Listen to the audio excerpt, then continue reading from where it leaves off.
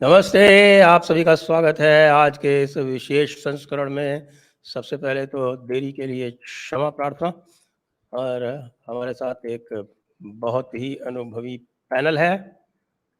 हम बात करेंगे जेडी चिंतामणि द्वारा किए गए उस सर्वे की, जो हमने 6 महीने पहले किया था। उस 6 महीने 7 महीने हो गए उसको लगभग। उस समय जो सीटें आई थी बीजेपी की, तो आज हम देखते हैं कि भाई उन 278 बीजेपी की सीटों में बढ़ाव है कि घटाव है।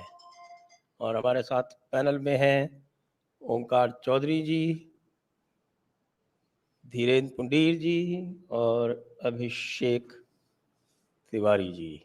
आप सभी का स्वागत है। नमस्कार याद करने के लिए। तो जय श्री राम। नमस्कार। मैं आप लोगों से ओपनिंग स्टेटमेंट लूँगा, जो 2-2 मिनट में कृपया यदि संक्षेप में बताने का प्रयास करेंगे कि जब हमने 6-7 महीने पहले जब एक किया था सर्वे, तो उसमें बीजेपी की अकेले 278 सीटें आ रही थी, यानी बहुमत से थोड़ी सी अधिक।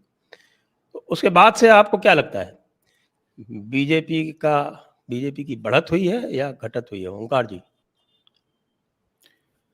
देखिए, कहना थोड़ा मुश्किल है, क्योंकि इस बीच ऐसा तो कुछ नहीं हुआ है कि बीजेपी की या नरेंद्र मोदी की लोकप्रियता में किसी तरह की कमी आई हो, या उनके विरुद्ध कोई राष्ट्रव्यापी हल्की सी भी नाराजगी देखने को मिल रही हो।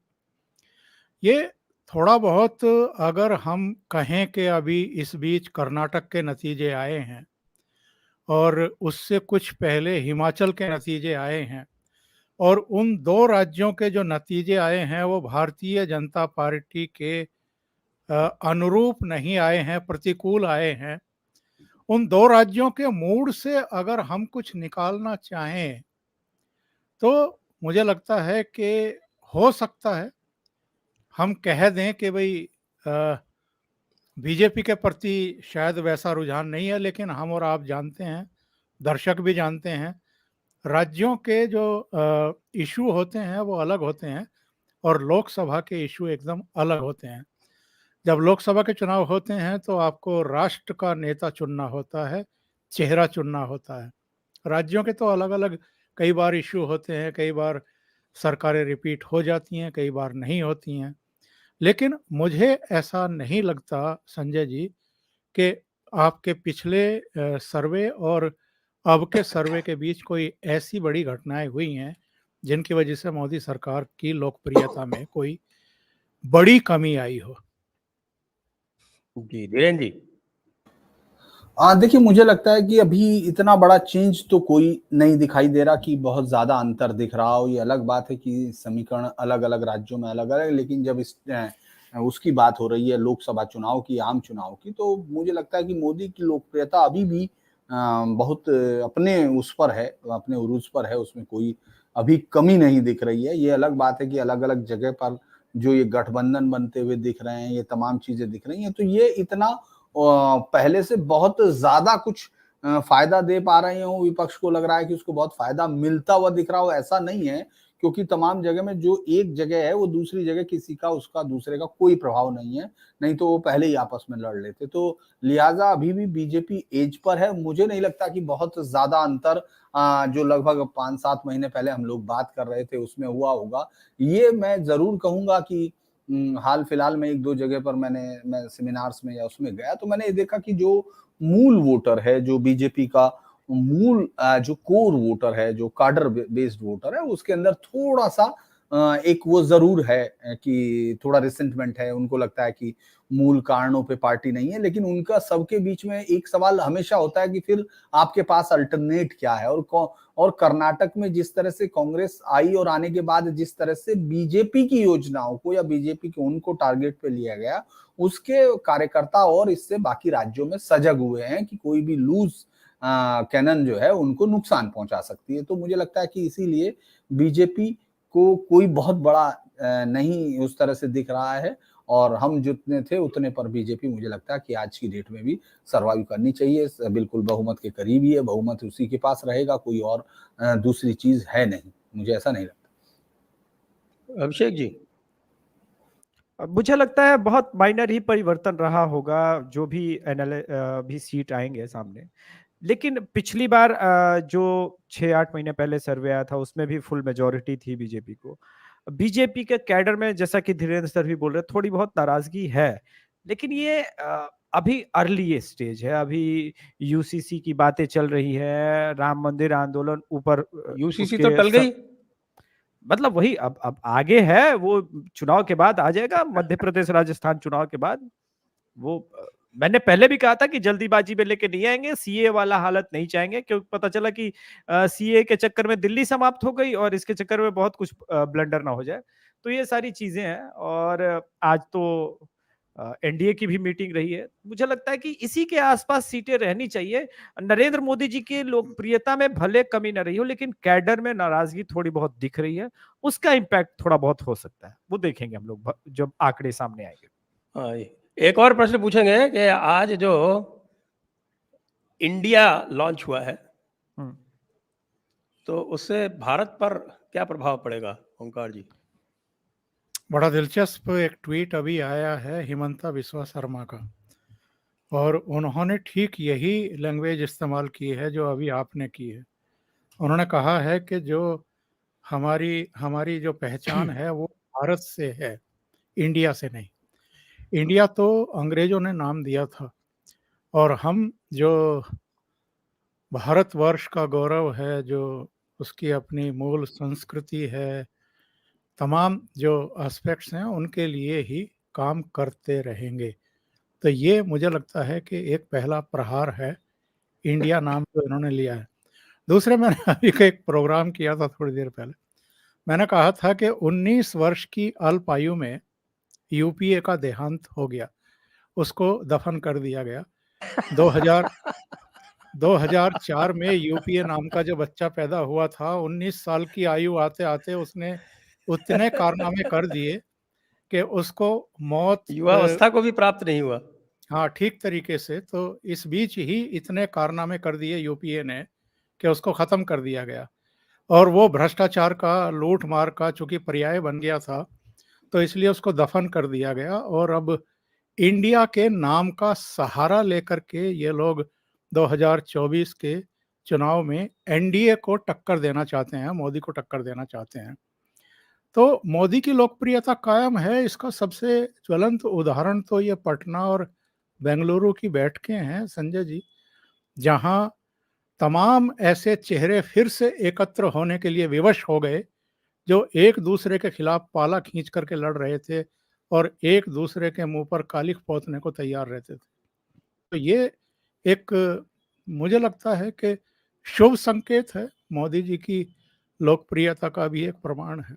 जी जी वीरेन जी। मुझे लगता है कि ये नाम देने से उन्होंने जितनी मेहनत की है, इतनी तो मेहनत करके उनको कोई वोट मिलता, ये भी आश्चर्य मुझे होता है। क्योंकि मैंने एक ट्वीट भी किया है कि तमाम आप एक नए नाम के साथ अपने पुराने चेहरों को देखते रहेंगे, मतलब इसमें एक नया नाम है, चेहरे वही पुराने हैं, उनमें कोई नयापन तो है नहीं। और सबसे इंटरेस्टिंग बात यह है कि जो मुझे एक वो भी सवाल है कि चुनाव आयोग, मैंने आज एक ट्वीट भी किया था कि चुनाव आयोग के जो चुनावी सुधार हैं वो एक मेले में बिकने वाली बुढ़िया के बाल जैसे हैं, जो दिखने में तो बड़े सुंदर लगते हैं लेकिन जब खाते हैं तो मुंह के अंदर कुछ जाता नहीं है। क्योंकि लालू प्रसाद यादव उसको लीड कर रहे हैं, मतलब वहां जा रहे हैं और वो बहुत अट्रैक्शन का पॉइंट है। जो एक सजा याफ्ता हैं, आरोपी हैं, और चुनाव आयोग के कानून के मुताबिक, जो भी हमारा लॉ है उसके मुताबिक, वो एक चुनाव नहीं लड़ सकते हैं 6 साल तक, लेकिन किसी भी उसके चुनाव के वो निर्णायक चेहरे हो सकते हैं, उसका, उनकी पार्टी उनके साथ हो सकती है, वो पार्टी के प्रणेता हो सकते हैं। ये तमाम चीजें, तमाम विरोध आपको दिखाई देंगे। नाम बदलने से बहुत कुछ, बल्कि नाम को इस तरह से इंडिया लिखने के लिए, मतलब आप ये सोचिए कि वो पूरा उसमें एक वर्ड खाल जोड़ रहे हैं, इंक्लूसिवनेस, और पता नहीं, मुझे लगता है कि इतना नाम करने के लिए बेहतर था कि वो आपस के मतभेद सुलझा लेते और यूपीए के साथ ही रहते। क्योंकि बहुत सारे हैं। हाँ, बेहतर वो होता, क्योंकि आपने देखा होगा कि केजरीवाल मुझे बड़ा इंटरेस्टिंग लगे जब उनके इतने सारे वीडियो भी आ गए डीके शिव कुमार पे। डीके शिव कुमार हाथ मिलाना चाह रहे हैं, लेकिन लालू यादव उसकी तरफ देख भी नहीं रहे हैं। वो कोशिश कर रहे हैं कि वो बार बार हाथ बढ़ा रहे हैं। तो ये तमाम चीजें लग रही हैं कि बहुत ज्यादा उनका कोई मतलब नहीं। ममता बनर्जी पहले से पहले ये करा देती है अपने आप उसके सोर्स कि ये नाम उन्होंने दिया है, नाम के लिए उन्होंने, जब मीटिंग चल रही है कांग्रेस जब तक बाहर आकर समझती उससे पहले वो चल चुका है, तो वो कंट्रोल करना चाहती है कांग्रेस की, नहीं ये हमने दिया है। तो ये तमाम चीजें दिख रही हैं कि इसका नाम से कोई बहुत मतलब नहीं होता कि आप किसी भी उसमें जाके नहा लें और आप कहें कि मैंने कॉस्मेटिक चेंज किए हैं, उससे इंफ्रास्ट्रक्चरल चेंज हुए होंगे, तो उससे ज्यादा कुछ है नहीं। आप अभिषेक के पास जाएं, मैं एक टिप्पणी और कर देता हूं संजय जी।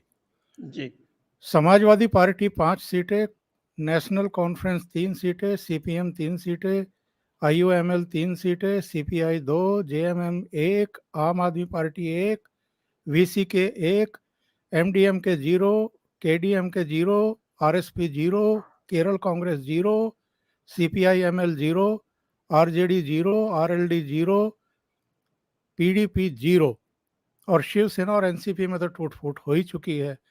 तो ये दल मिलकर के नरेंद्र मोदी को हटाएंगे और हराएंगे। नहीं, अभी तक इनमें कहीं भी ये तय नहीं हुआ है कि मिलके कहाँ लड़ेंगे। जी, अभिषेक। एक फिल्म आई थी इन्फिनिटी वॉर, उसमें थैनोस कहता है कर दी ना गलती। देखिए, आप नरेंद्र मोदी के पिच पे खेलेंगे तो ब्लंडर तो होगा। ये इंडिया नाम ही अपने आप में ब्लंडर किया। अभी उपेंद्र कुशवाहा का एक ट्वीट आया है, अब चलेगा भारत बनाम इंडिया। शुरू हो गया ये कि हम भारतीय हैं, तुम इंडियन हो, तुम अंग्रेज हो। अब चालू होगा इन पे कि ये अपने आप को जो इंडियन कह रहे हैं। इन्होंने कहा था कि पुलवामा अटैक पे किस प्रकार की बातें की थी, सर्जिकल स्ट्राइक पे किस प्रकार की बातें की थी, अभिनंदन के समय किस प्रकार की बातें की थी, वैक्सीन के समय किस प्रकार की बातें की थी। ये तो आप पर्थ पे जो है ऑस्ट्रेलियन बॉलिंग अटैक को बोल रहे हैं कि मैं तुझे पर्थ पे चैलेंज कर रहा हूं, और हमारे पास बैट्समैन जो कुल मिला के हैं वो आज की श्रीलंकन टीम और बांग्लादेशी टीम की बैटिंग लाइनअप है, उस पे हम मैच जीतेंगे। ये संभव नहीं है। बस अब ये है कि अब इंटरेस्टिंग देखिए, जब नरेंद्र मोदी इस भारत बनाम इंडिया को उठाएंगे अगली रैली में, तो जो गैंग्स ऑफ वसेपुर का वो चाचा, मुझे तो लगता है कि इन्होंने फुल टॉस दे दी है कि हाँ बाहर मारो हाँ बस स्टेडियम बस के। वही है। फिर वो सारे नेता वो एक लाइन में गैंग्स ऑफ वसेपुर के चचा वाले चाबुक मारते हुए नजर आएंगे स्वयं को। जी, और इसमें से डेमोक्रेटिक शब्द निकाल दिया इन्होंने बेवकूफों ने। हाँ तो सही बात है हाँ, ना। ममता डेवलपमेंटल बनर्जी है डाल तो दिया। डेमोक्रेसी कैसा? ममता बनर्जी की डेमोक्रेसी की नहीं, परिभाषा है सर। वापस जाना है, Indira is India, India is Indira, बस इसमें थोड़ा इसलिए कंफ्यूज हो रहे थे कि कैसे करना है, किसको कहना है, वो नहीं हो पा रहा। देवकांत नहीं नहीं, बरुआ कौन ममता बनेगा बनर्जी है तो डाल डेमो देंगे। सर, अभी आप तो इसके ममता ऊपर बनर्जी खूब को सारे साथ मीम्स लेकर बनेंगे, डेमोक्रेसी देखिए की आप। बात नहीं करेंगे। अब अब ममता इस पे बनर्जी है तो इतने मीम्स डेमोक्रेसी को। बनेंगे कि अब आनंद ही आ जाएगा। तो आइए आज हम चलते हैं अपने विषय के ऊपर। जो हमारा सर्वे है उसको हम सामने लाते हैं। सबसे पहले हम चलते हैं दक्षिण भारत से, और दक्षिण भारत के आंकड़े आपके समक्ष।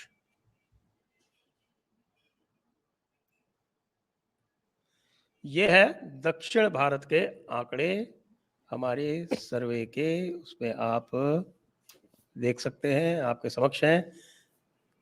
केरला में कांग्रेस को भारी झटका है, 5 सीटें ही आ रही हैं, 15 एलडीएफ को जा रही हैं। लक्षद्वीप की सीट एनसीपी की थी, आईएनसी को जा रही है। अंडमान निकोबार की एज इट इज बीजेपी को। तमिलनाडु में वैसे तो हर बार उल्टा होता है जो पिछली बार होता है, लेकिन इस बार जो है उल्टा नहीं हो पा रहा है। ऐसा इसमें दिखता है कि पहले से तो बेहतर करेंगे, लेकिन ये जो एनडीए का गठबंधन है वो एडीएम के 9 और बीजेपी की 1 सीट कोयम्बटूर की आती दिख रही है। बाकी 25 जो है वो डीएमके और उसका जो कॉम्बिनेशन है अलग अलग उनको जाएंगे। पांडिचेरी की सीट इसमें बीजेपी को आती दिख रही है। कर्नाटका में जरूर थोड़ा सा कंफ्यूजन इसलिए है क्योंकि मैंने इसमें जो पूर्व समाचार आ रहे थे उसके अनुसार गठबंधन दिया है जेडीएस का और भारतीय जनता पार्टी का, और उसके अनुसार उस गठबंधन की 30 सीटें आ रही हैं जिसमें बीजेपी की 18 हैं, लेकिन इसमें आगे किस प्रकार से जाता है इसमें काफ़ी परिवर्तन हो सकता है। कांग्रेस की 8 हैं, जो कि यदि देखा जाए जो उनकी परफॉर्मेंस थी विधानसभा चुनाव में, उसके हिसाब से तो उनकी बहुत अधिक सीट आनी चाहिए थी। उनकी तो कम से कम 18 सीट आनी चाहिए थी, उनकी उल्टी। लेकिन मोदी फैक्टर के कारण वो सीटें कम है। यदि जेडीएस और बीजेपी अलग-अलग लड़ती हैं, तो हमारे सर्वेयर कह रहे हैं कि बीजेपी की सीटें बढ़ेंगी, कम नहीं होंगी।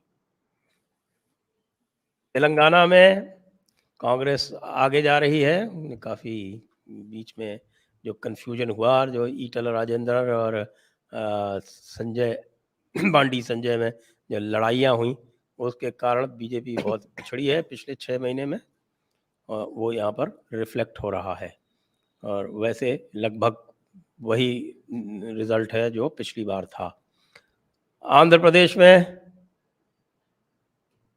25 की 25 कांग्रेस और बीजेपी को नहीं मिल रही है एक भी, और इसका जो टोटल आ रहा है उसमें 132 सीटों में से बीजेपी 24 और अदर एनडीए 11, कांग्रेस 22 और उसके अतिरिक्त अदर्स हैं जिसमें डीएमके वाला जो है वो गठबंधन आईएनसी का है अभी वर्तमान भी, और इंडिया में भी रहेगा शायद।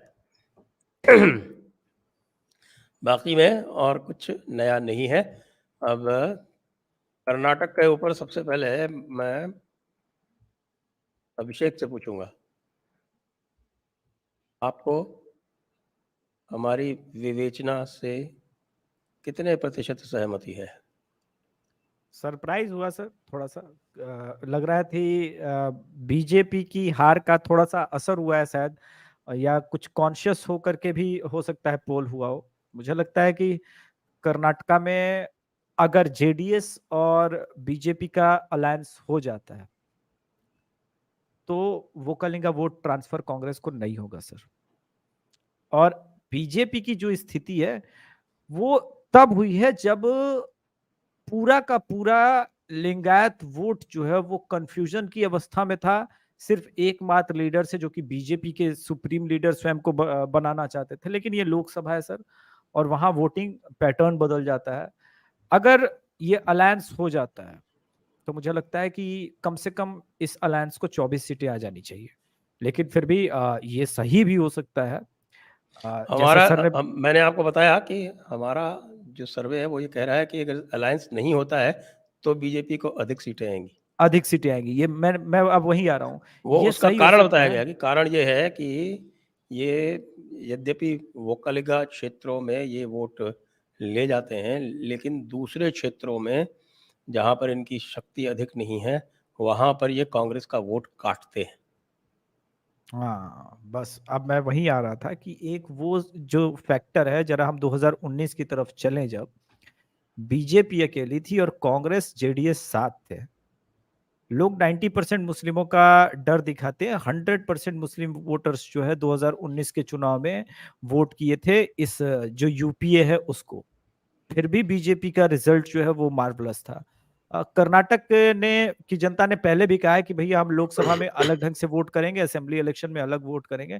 लेकिन ठीक है, एक चीज जो चौंकाने वाला है कर्नाटक के संदर्भ में अभी भी, ठीक है, इसी सर्वे को हम सही मान लेते हैं, कांग्रेस का डाउनफॉल वो भी 6 महीने के अंदर। क्या कांग्रेस के अंदर जो एक अंदरूनी कलह है और दूसरा खुल करके जो मुस्लिम अपीजमेंट है, उसने नाराज हिंदुओं को वापस बीजेपी की तरफ शिफ्ट किया है? ये भविष्य में उत्तर मिल जाएगा इसका। जी, ये देखने वाली बात है। मुझे लगता है कि कांग्रेस को भी इसकी थोड़ी अनुभूति हो गई होगी, क्योंकि उन्होंने जो एंटी नहीं कन्वर्शन मानेगा सर, बिल प्रियंक रिपील खड़गे करने नहीं वाला मानेगा जो सर। था वो उसको उन्होंने छोड़ दिया। इसका प्रियंक खड़गे अर्थ नहीं यह है कि मानेगा ना। उनको भी ऐसा आभास हो गया। ये बात जी, ओंकार जी, आपकी टिप्पणी। देखिए, कर्नाटक में 28 सीटें हैं और 28 में से 25 सीटें जीत ली थी 2019 में भारतीय जनता पार्टी ने। और वोट ऑफ परसेंटेज था बीजेपी 26 ही बोलिए, क्योंकि 26वीं भी उनके सपोर्टेड थी सुमलता मांड्या वाली हाँ, सीट। एक उन्हीं की थी एक तरीके से, तो 26 मान लेते हैं 28 में से। और अगर दोनों के वोट भी जोड़ लें, जो अलग कैंडिडेट लड़ी थी, तो दोनों के जो वोटर परसेंटेज थे वो 53% से कुछ अधिक थे, 53.38 थे। अभी जो चुनाव नतीजे आए हैं विधानसभा के, उसके आलोक में अगर आपका सर्वे कह रहा है कि कांग्रेस 8 सीटें जीत सकती है, तो मुझे डाउट है थोड़ा सा, क्योंकि कर्नाटक में स्थितियां इतना नीचे नहीं जाएंगी कि 7 सीटें भारतीय जनता पार्टी की घट जाएंगी। थोड़ा बहुत हो सकता है कि कांग्रेस को 3 सीटें तक मिल जाएं। अभी मेरे सामने चीजें नहीं हैं, इसलिए मैं ये नहीं बता सकता कि कौन कौन सी वो 3 या 4 सीटें हो सकती हैं। पर कांग्रेस 8 सीटें निकल जाए कांग्रेस लोकसभा चुनाव में, बड़ा मुश्किल लग रहा है। कर्नाटक से कांग्रेस का प्रेसिडेंट जरूर है, लेकिन वो किस तरह के हैं और 2019 में वो किस तरह अपना ही चुनाव हार गए थे, वो भी हमें नहीं भूलना चाहिए। तो कर्नाटक का जो आपका है, मुझे लगता है कि इसमें थोड़ा सा करेक्शन होगा, जरूर होगा। जी जी धीरेन जी। देखिए, मुझे ये लग रहा है कि अभी भी जैसे कर्नाटक या वो तमाम चीज़ें हैं, वहाँ जो लोकसभा का पिछली बार का और विधानसभा का रिजल्ट था, उसमें काफ़ी अंतर था। मतलब बीजेपी को बहुत ज़्यादा वोट मिला, ताकत मिली, उसके बावजूद कि जो राज्य उनके पास पूरी तरह से बहुमत नहीं आया था। तो कोई कारण नहीं, हालाँकि कांग्रेस की जो जीत है, वो बड़ी जीत है, जो इस समय दिखाई दी।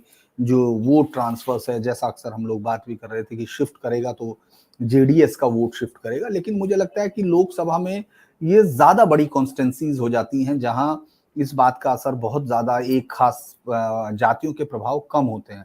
और चूंकि जो जातियों को पार कर चुकी हुई पार्टी इस वक्त बीजेपी ही आपको दिखाई देती है। कांग्रेस यकीनन मुस्लिम वोट के सहारे रहती है, मुस्लिम वोट उसको एक तरफा पड़ रहा है तमाम जगह हम जहां भी देख रहे हैं। तो जो मेजर पार्टी है, जो बीजेपी के विरोध में जीत रही है, वो एक तरफा मुस्लिम वोट हासिल कर रही है। लेकिन ये उसका एक्सट्रीम होता है, उसके पास जो उतना जो समीकरण होता है उस सबका एक्सट्रीम उसको मिल जाता है। तो मुझे लगता है कि कर्नाटक में थोड़ा ठीक ठाक रहेगा, बाकी सब जगह तो उसी तरह से तमिलनाडु में जिस तरह से इन लोगों को ओपीएस और पनीर सेल्वम और उन तब के बीच में जो आपस की लड़ाई है, वो उनको बहुत पीछे खड़ी कर रही है। जयललिता नहीं है पूरे चुनाव के बीच में, तो ये बहुत बड़ी उनके लिए होगा। लेकिन जो अगर वो ग्रुप बना रहता, वो एक दूसरे के साथ रहते, तो भी एक बड़ी चुनौती खड़ी कर सकते थे। और बीजेपी अगर उसमें साथ में मिलके कुछ चीजें, जैसे कांग्रेस ने रिवाइव किया था, वहां कुछ सीटें उनको मिली थी डीएमके के साथ, उस तरह का कुछ आपको दिखाई देता। लेकिन उनकी आपसी फूट ने जो आपका परिणाम है उसके इर्द गिर्द ही उसको रखा है। हो सकता है उसमें थोड़ा बहुत हो कि हम इतना चेंज देख सकते हैं कि डीएमके से कुछ उधर चला जाए। आंध्र प्रदेश में आज जो सबसे बड़ी इंटरेस्टिंग चीज थी कि चंद्रबाबू नायडू, जो कभी संयुक्त मोर्चे का एक ऐसा चेहरा बन गए थे कि याद होगा आपको कि वो दिल्ली आते थे या लोग यहाँ से वहां जाते थे, यानी वही उस पूरा धुरी बन गए थे। और अब वो कहीं नहीं है। वो बीच में ये खबर थी कि वो बीजेपी से हाथ मिलाना चाहते हैं, फिर कहीं और कांग्रेस में जाना, कोई उनके पास कोई मैसेज नहीं। और जगन रेड्डी अगर फॉर्मिडेबल दिख रहे हैं, किसी उसमें आगे ताकतवर दिख रहे हैं, तो उसका कारण ये भी है कि चंद्रबाबू नायडू का जितना उनका प्रभाव घट भी गया है, उसके साथ साथ वो अपने पॉलिटिकल अलायंसेस को क्लियर नहीं कर रहे हैं। अगर वो कुछ करते हैं तो शायद कुछ चीजें थोड़ा बहुत उसमें अंतर आएगा, क्योंकि बीजेपी ने वहां अभी भी अपने आप को उससे आगे पार करना मुश्किल है बीजेपी के लिए। हाँ, तेलंगाना में आपने शायद कम किया है सीट, मुझे लगता है तेलंगाना में शायद थोड़ा बहुत अंतर आएगा, वो बढ़ सकता है। और कारण उसका ये भी है कि जो ताकत कांग्रेस की थी वो धीरे धीरे वहां सिमटती हुई दिख रही है। भले ये अभी कुछ चेंज दिखा था, लेकिन मुझे लगता नहीं है कि जब ग्राउंड पे होगा और जब लोकसभा सीट होगी तो उसमें कांग्रेस अब मुख्य विपक्ष के तौर पर नहीं है।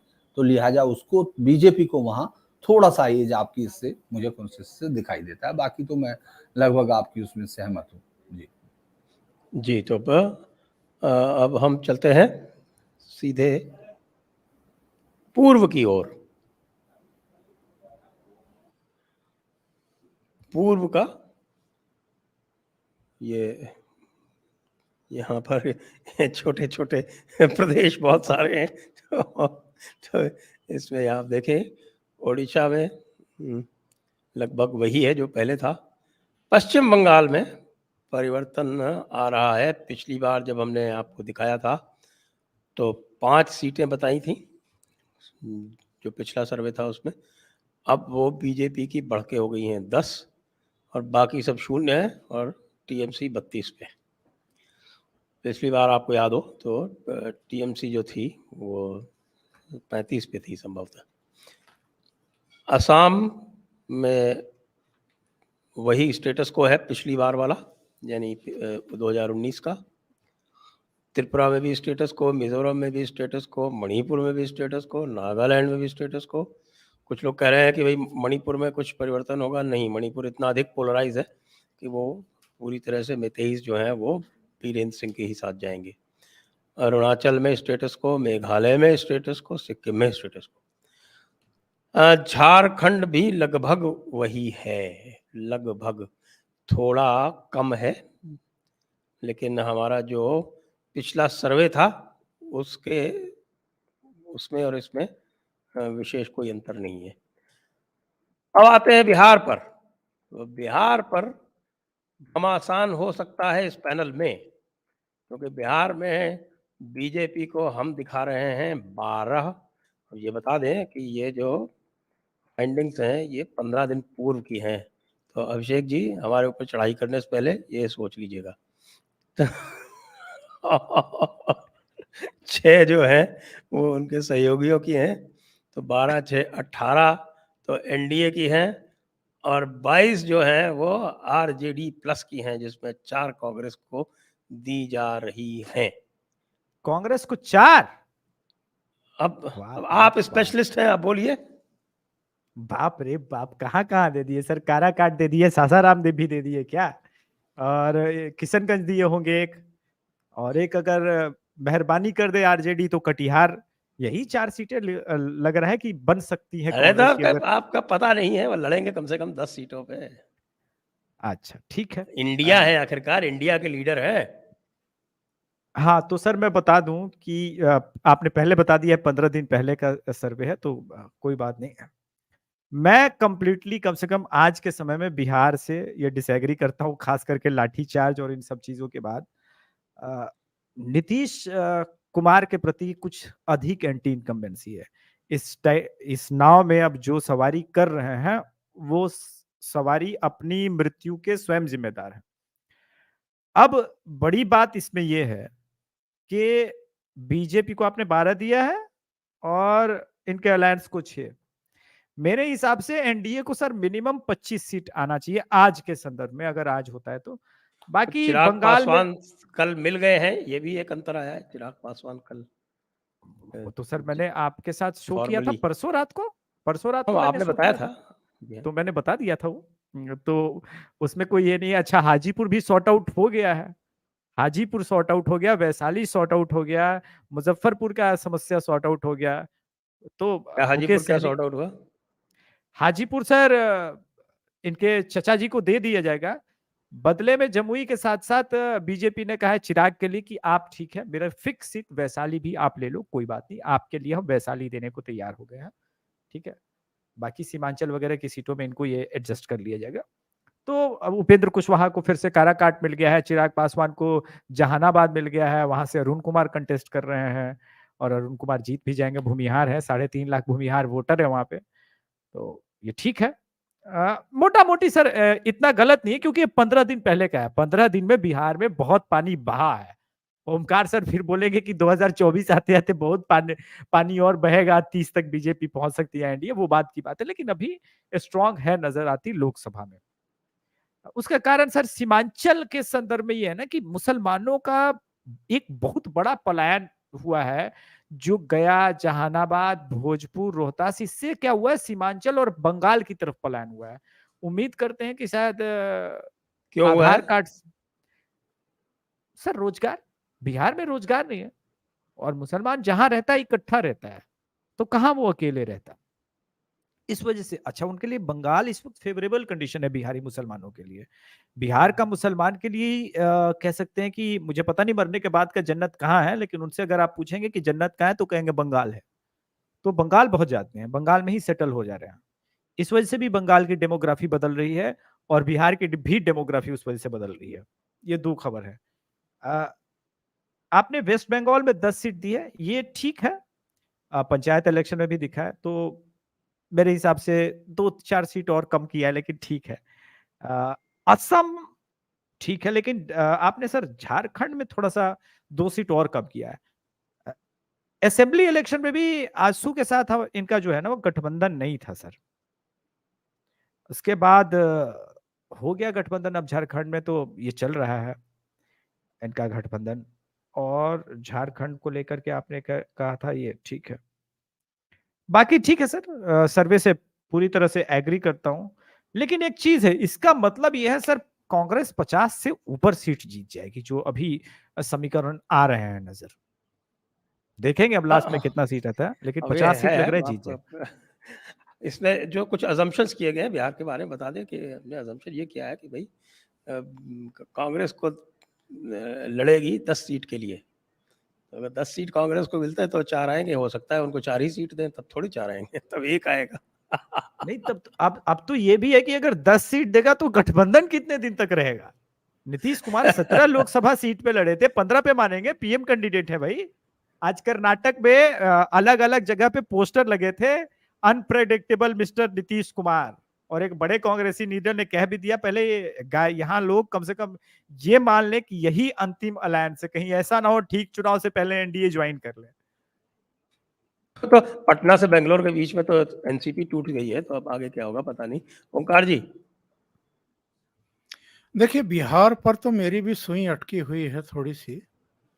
बिहार के आंकड़े में देख रहा था संजय जी अभी, जब आपके आंकड़े मेरे सामने आए। पिछली बार एनडीए को 53% से ज़्यादा वोट मिले थे, अकेले बीजेपी को 23% से ज़्यादा, जेडीयू को 21% से ज़्यादा, करीब करीब 22%, और रामविलास पासवान की पार्टी को करीब करीब 8%। और इन सबको मिलकर के 40 में से 39 सीटें मिली थी। केवल 1 सीट जो है वो कांग्रेस के हिस्से में आई थी। लालू जी का तो खाता भी नहीं खुला था। मुझे लगता नहीं है कि जब लोकसभा के चुनाव होंगे और नरेंद्र मोदी चेहरा होंगे तब बिहार में भी कोई बड़ा परिवर्तन होगा। इन 39 सीटों, और जिस तरीके से वहां पर अभी हाल के दिनों में नरेंद्र मोदी और अमित शाह ने कुछ चेहरों को अपने साथ लिया है, उपेंद्र कुशवाहा, जीतन राम मांझी, आरसीपी सिंह, भले ही उनका बहुत जनाधार वैसा ना हो, लेकिन वो भी इस तरह के जो चेहरे, अभी चिराग पासवान, अभी मैं एक सीन देख रहा था एनडीए की जो बैठक हुई है, तो नरेंद्र मोदी जो है वो संकेत और संदेश देने में बड़े माहिर हैं, तो उनको खास तौर से अपने सीने से लगा करके उनके सिर को थपथपाते हुए दिखाई दिए हैं नरेंद्र मोदी। वो हर राज्य के कुछ ऐसे लोगों को जोड़ने को तरजीह देते हैं जो थोड़ा बहुत भी एनडीए के वोट बैंक में या बीजेपी के वोट बैंक में प्लस कर सकते हैं। तो बिहार की जो तैयारी है इनकी, मुझे तो लगता है कि तैयारी इनकी वैसी ही है, अगर इनका वश चलेगा, जैसा ये महाराष्ट्र में कर रहे हैं। पर देखने वाली बात यह है कि फिजिकली पार्टियों को तोड़ें ना तोड़ें, पर जिस तरीके से उनके सहयोगी, जो पुराने सहयोगी हैं, उनको तोड़ करके अपने साथ मिला रहे हैं, उसका एक संदेश और संकेत जाता है मतदाताओं में भी और वैसे भी। और जिस तरह की वहाँ पॉलिटिक्स इस समय चल रही है, मुझे लगता है कि इन 39 सीटों में से जो पिछली बार मिली थी उसमें से आप माइनस जेडीयू ही है, जेडीयू बस कांग्रेस और लालू के साथ चले गए हैं। और नीतीश कुमार अभी मुंबई में जो अगली बैठक होने वाली है इनकी इंडिया वालों की, तो उसमें अगर नीतीश कुमार, जैसा कि वो ख्वाब देख रहे हैं कि मुझे चेहरा बनाया जाए 2024 के लिए, वो भी नहीं हुआ तो लालू के बेटे को तो बनाएंगे नहीं। तो ऐसे में एक और संदेश चला जाएगा बिहार के लोगों को, और फिर वो इनको तरजीह क्यों देंगे नरेंद्र मोदी पर। तो ये मेरा आकलन है बिहार को लेकर के। जी, धीरेन जी। देखिए मुझे लगता है कि बंगाल पे मैं कहूँगा, बंगाल में बीजेपी 18 से अगर कम होगी तो 15 पे आएगी। इससे ज़्यादा नीचे जाने की बजाय मुझे नहीं लगता कि 10 पे जाएगी, उससे ज़्यादा उसको सीट मिलेगी। और पंचायत चुनाव में जो हम लोग संख्या देख रहे हैं उससे पहले हमको ये देखना पड़ेगा, क्योंकि मैं अभी कई बंगाल के लीडर से, उन सबसे सबके संपर्क में था, बातचीत कर रहा था, और परसों भी उन रिबेल लीडर से जो पार्टी के सेंट्रल हाईकमान से नाराज हैं, उन लीडर्स के साथ भी बातचीत कर रहे थे। तो जो ग्राउंड पर है, लोग एक विकल्प नहीं है उनको लीडरशिप पर, सेंट्रल लीडरशिप पर। सबसे बड़ी आश्चर्य की बात है कि भरोसा भी नहीं है, लेकिन उनके पास कोई विकल्प नहीं है और वो लड़ रहे हैं। और मुझे लगता है कि ये सीटों की संख्या बढ़ेगी, कम नहीं होगी बीजेपी की। दूसरी जो बिहार की चीज है, बंगाल के बारे में इससे पहले आप बिहार पे जाएं। हाँ मैं बिहार बंगाल पे जा रहा में हूँ। कुछ इस प्रकार की भी सूचनाएं आ रही हैं कि वहां पे ग्राउंड लेवल पर बीजेपी एक मजबूती से प्रतिरोध दे रही है, रेजिस्टेंस दे रही है, यस, यही मेरा और मतलब वो जो था। निराशा थी वो जो 2022 के बाद वाली, वो अब नहीं है। ऐसा सही है क्या? यही मैं कह रहा हूँ, क्योंकि मैं अभी था साथ में, इसीलिए कह रहा हूँ, उन लीडर्स के साथ था, चूंकि मैं वहां था उस समय। हम लोगों ने देखा था कि जिस तरह से खुद हमको उस समय लगा था कि 355 या 356 जो केसेस है उसका क्या मतलब, क्यों उसको लेकिन उसके बाद लगा था शायद बीजेपी वहां से वाइप आउट हो जाएगी, वहां के लोगों के साथ जिस तरह से हुआ, जिस तरह सीबीआई ने केसेस की जांच की। लेकिन इस पंचायत चुनाव में भी उन तमाम जगह पर बाकायदा उन्होंने ठोक के विरोध किया, ठोक के खड़े हुए और बीजेपी के झंडे के तले खड़े हुए। वहां जो बाकी तमाम जो वोटर्स है, जो सीपीएम का वोटर था या लेफ्ट का वोटर था या कांग्रेस का वोटर था, वो ये बार बार ये पाठ पढ़ रहा है कि अगर टीएमसी से निकलना है तो बीजेपी विकल्प है, उनकी दोनों की पार्टियां नहीं। क्योंकि जो मुस्लिम वोटर था जो लेफ्ट का और कांग्रेस का, वो पूरी की तरह पिछली बार ही शिफ्ट कर चुका था। उसका मतलब तो आप ये मान सकते हैं कि अगर वास्तव में कहा जाए एक एक वोटर मुस्लिम, तो वो जा चुका, इससे ज्यादा वो टीएमसी को अब ताकत नहीं दे सकते हैं। तो जो बचा हुआ वोटर है वो उस तरफ शिफ्ट करेगा। तो मुझे लगता है कि बीजेपी अपनी पुरानी स्थिति के इर्द गिर्द होगी अगर आगे नहीं जा रही। तो बंगाल का तो मेरा ये आकलन था। लेकिन बिहार में अगर मैं देखता हूं तो बिहार में मुझे इस बार एक चीज लग रही है, मैं उसको काउंट नहीं कर रहा हूं, कि इस बार नीतीश कुमार से उनका कोर वोटर शिफ्ट करने की कोशिश करेगा। वो किस तरफ जाएगा मैं ये नहीं कह रहा, हो सकता है कि गठबंधन में बना भी रह जाए, लेकिन नीतीश कुमार इस बार अपनी वोट का जो पकड़ थी उनकी, जिससे हम शिफ्टिंग होते हुए भी देखते थे या वो जिसके साथ जाते थे, चूंकि एक तो उनके पास कोई क्लियर जो प्लान है एक हेरिटेंस का या जो उनके अपने वोटर्स को आगे क्या देंगे, वो उनके पास नहीं ना दिख रहा है, ना कोई उनका उत्तराधिकारी बनता हुआ दिख रहा है। जो उनके करीब थे चाहे वो बाहर निकल गए, और उसके बाद जो हैं ललन या उनके पास बहुत ज्यादा उनको पब्लिक के अंदर उस तरह की सपोर्ट नहीं है। तो वो वोट किस तरफ जाएगा, क्या वो बहुत सहज होके रह जाएगा, मुझे शक है। मैं इस बात को तरजीह देता हूं कि बीजेपी अपनी सीट को बनाने की कोशिश करेगी और वहां कुछ बेहतर हो सकता है। क्योंकि चिराग पासवान मुझे लगता है कि अभी भी अच्छी बेट है बीजेपी के लिए, और साथ में अगर चाचा और वो मिल जाते हैं तो ये मिलके फिर वही अच्छा कॉम्बिनेशन बन के आता है। कुशवाहा भी साथ में है, तो पॉलिटिकली जो एक उस अलायंस का मुकाबला करने के लिए जो समीकरण बीजेपी को बनाने थे वो उसने बना लिया है। तो अब पुरानी बार की सफलता तो नहीं आप दोहरा सकते हैं, लेकिन ये जरूर है कि हाँ आप इससे ज्यादा सीट की तरफ बढ़ेंगे और अपनी पुरानी स्थिति को क्योंकि वो जेडीयू और आरजेडी और वो तमाम जो कांग्रेस है वो मिलेंगी जरूर, और उनको ताकत मिलती हुई दिखेगी। क्योंकि जातीय आधारित राजनीति का बहुत बड़ा एक उदाहरण तो होता ही है वहां बिहार में, हालांकि सब जगह ऐसे ही होता है। हम लोगों ने ये सिर्फ अखबारों में बिहार को बदनाम बहुत ज्यादा किया, तो उसमें चूंकि सभी जगह ऐसे ही दिखता है, तो वो मुझे लगता है कि बीजेपी वहां बेहतर करेगी। और मोदी का एक असर वहां है, और वो और कास्ट को थोड़ा थोड़ा तोड़ता है, वहां भी तोड़ता है। तो मुझे लगता है कि वहां होगा। धीरेन जी, एक फैक्टर हमें और याद रखना चाहिए। 2014 में भी तो नीतीश कुमार लालू और कांग्रेस के साथ ही मिलकर के लड़े थे। नहीं, अलग दो अलग लड़े थे, 2014 में अलग लड़े अलग। थे सर। हाँ, तो 2 सीटें आई थी उनकी।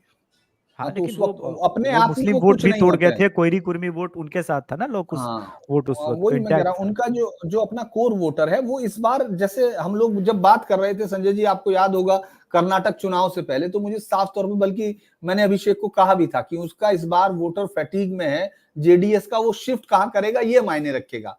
तो बहुत सारी चीजें गई इधर उधर हुई हैं। उसी तरह से मुझे लगता है कि इसका वोटर भी इस बार क्योंकि अब नीतीश के अंदर चार्म नहीं है, तो उनका कास्ट वोट कितना इस बार उनके इशारे पे, पहले देता था उनके इशारे पे वोट, अब उनके इशारे पर उस गठबंधन में जाएगा जो उनके बिजनेस के, चूंकि हम दोनों कास्ट को देखते हैं, यादव और उनके बीच में जो है वो गांव का डोल का जो कंपटीशन है, वो कंपटीशन है जो होता है। तो अब कितना वो पॉलिटिकली अपने आप को एक दूसरे के साथ अफेबल देखेंगे, वो मुझे लगता है कि देखना होगा। लेकिन बीजेपी वहां बेहतर करेगी इतना वश नहीं होगा इस संगठन के बावजूद, और चिराग और उसके चाचा को अगर वो सही से मिला रही है तो फिर मुझे लगता है कि वो ठीक ठाक है, क्योंकि उनके पास 6% वो स्ट्रॉन्ग वोट बेस उनका है जो उनके साथ जाएगा। जी जी, तो ये 142 सीट्स है ईस्टर्न इंडिया में। इसमें से इस सर्वे के अनुसार बीजेपी 51, अदर एनडीए 8। हालांकि हमारे पैनलिस्ट जो हैं वो मान रहे हैं कि इससे अधिक आएंगी इनकी, और कांग्रेस की 9 सीटें हैं इसको अधिक माना जा रहा है। और दूसरे जो है यहाँ पर जो अन्य हैं उनकी संख्या अत्यधिक है, 74, यानी कि टीएमसी है, यहाँ बीजेडी है, यहाँ आरजेडी है, यहाँ जेडीयू है, यहाँ जेएमएम है। ये बहुत सारे फैक्टर्स यहाँ पर हैं। तो अब हम चलते हैं सीधे मैं यहाँ एक से। बार और कहना चाहूंगा सर, मैं उड़ीसा भी गया था, तो उड़ीसा के लिए भी मुझे लगता है कि पिछली बार शायद 8 थी जहां तक मुझे रिकॉल है, और इस बार वो मतलब उसके बीजेपी अपने आप को वहां ठीक ठाक पा रही है, क्योंकि वहां भी लोग अभी भी बहुत मान रहे हैं उनको। नवीन बाबू बहुत आगे हैं अगर हम लोग देखते हैं उनको राज्य में, लेकिन लोकसभा में अब थोड़ा सा वहां उन्हीं के लीडर जो उनके राइट हैंड हैं, जो उनके वो हैं, उनका नाम लेना यहाँ ठीक नहीं है, मैं बहुत सारे उन लोगों के साथ भी मिला जो यहाँ उनके पार्टी के थे, वो ये जरूर उनके समझ में आ रहा है कि नवीन के बाद कौन है। उनकी सेहत आपको दिखाई देती है, और इस पूरे मसले में एक ऐसा आदमी जो अपने राज्य को अलग लेके गया, वो ना तो यूपीए में आपको दिख रहा है, ना वो एनडीए में, मतलब अब जो यूपीए नहीं रहा, जो एनडीए बना है, और ना ही वो आपको एनडीए में दिख रहा है।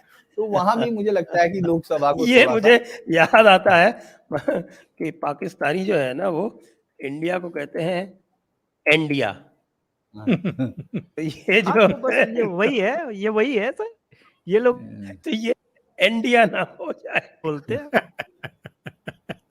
हाँ, क्योंकि देखिए मुझे एक बात तो इंटरेस्टिंग संजय जी ये है कि इनमें से कोई भी ऐसा नहीं है, एक आध राज्य को छोड़ दो, जैसे बिहार में आपको दिखेगा कि हाँ ये अच्छा, लोग, ये कहीं भी आपस में मिलके लड़ते हुए नहीं दिखाई जी पड़ते। वही मैं कह रहा हूँ कि कोई नहीं, ऐसा मिल के नहीं है ही लड़ेंगे तो सर जैसे, नीतीश कुमार फूलपुर का चुनाव जिता देंगे। नहीं हाँ वही मिल मैं के कह रहा लड़ हूँ कि लिए। हाँ जो बहुत सारे लोग कह रहे हैं कि वो यूपी में, उनको मुझे बताइए यूपी में इनमें से कोई भी गठबंधन आकर अगर एक वोट भी दिला दे अखिलेश यादव को, तो मैं समझूंगा गणित नया होगा।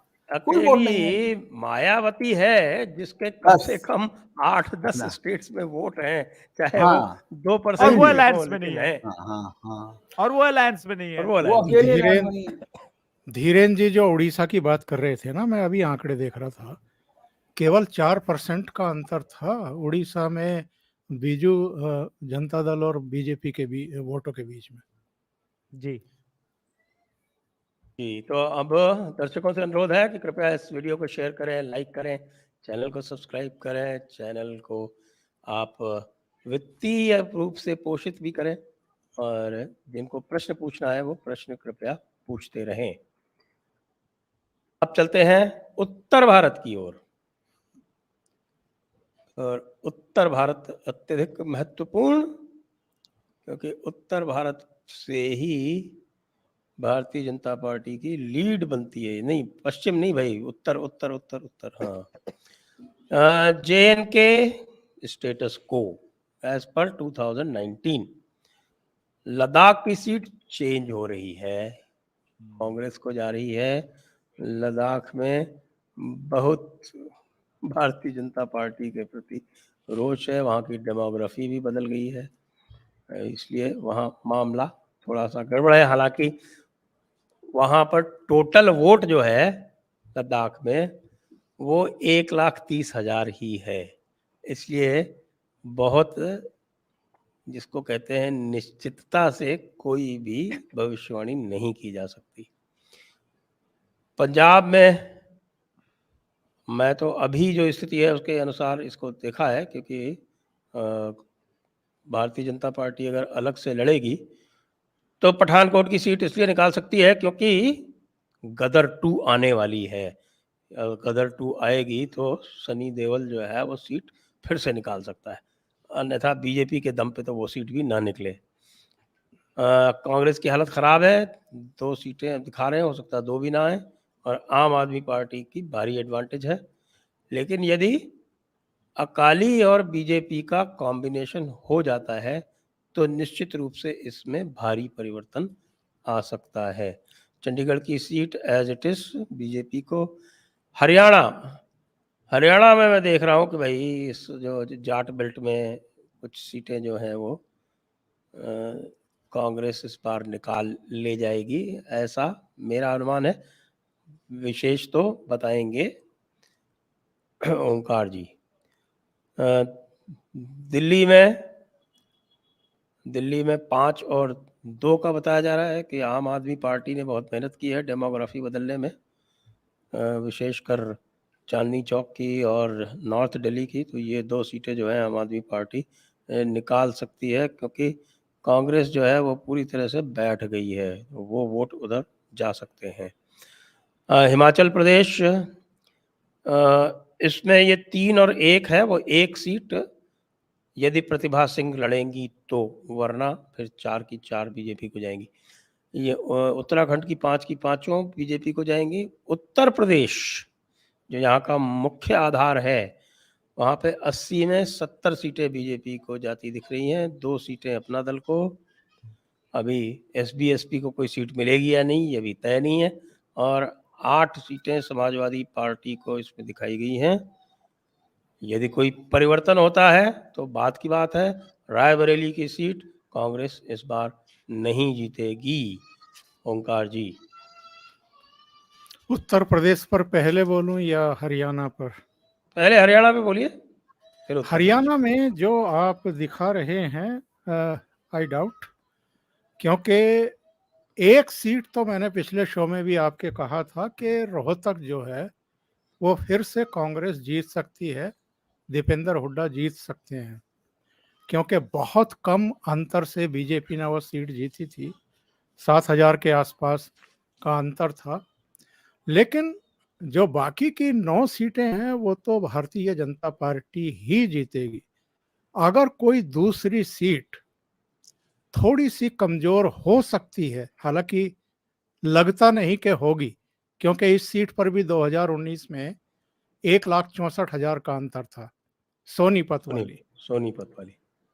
तो सोनीपत वाली दूसरी सीट हो सकती है, अगर कोई मतलब बहुत ही ज्यादा नाराजगी रमेश कौशिक के खिलाफ हो, वरना मुझे लगता नहीं है कि वो भी आएगी। इसकी वजह है हरियाणा में जो मैं कह रहा हूँ, हरियाणा में करनाल और फरीदाबाद दोनों सीटें 6 लाख के अंतर से जीती थी भारतीय जनता पार्टी ने, और 4 सीटें ऐसी थी लोकसभा की जो 3 लाख से अधिक वोटों के अंतर से जीती थी। तो हरियाणा में कोई बड़ा फेरबदल होने वाला नहीं है। अब इन जाटों के चक्कर में मत पड़िए संजय जी, ये तो मोर्चा लगाते रहे हैं, लगाते रहेंगे।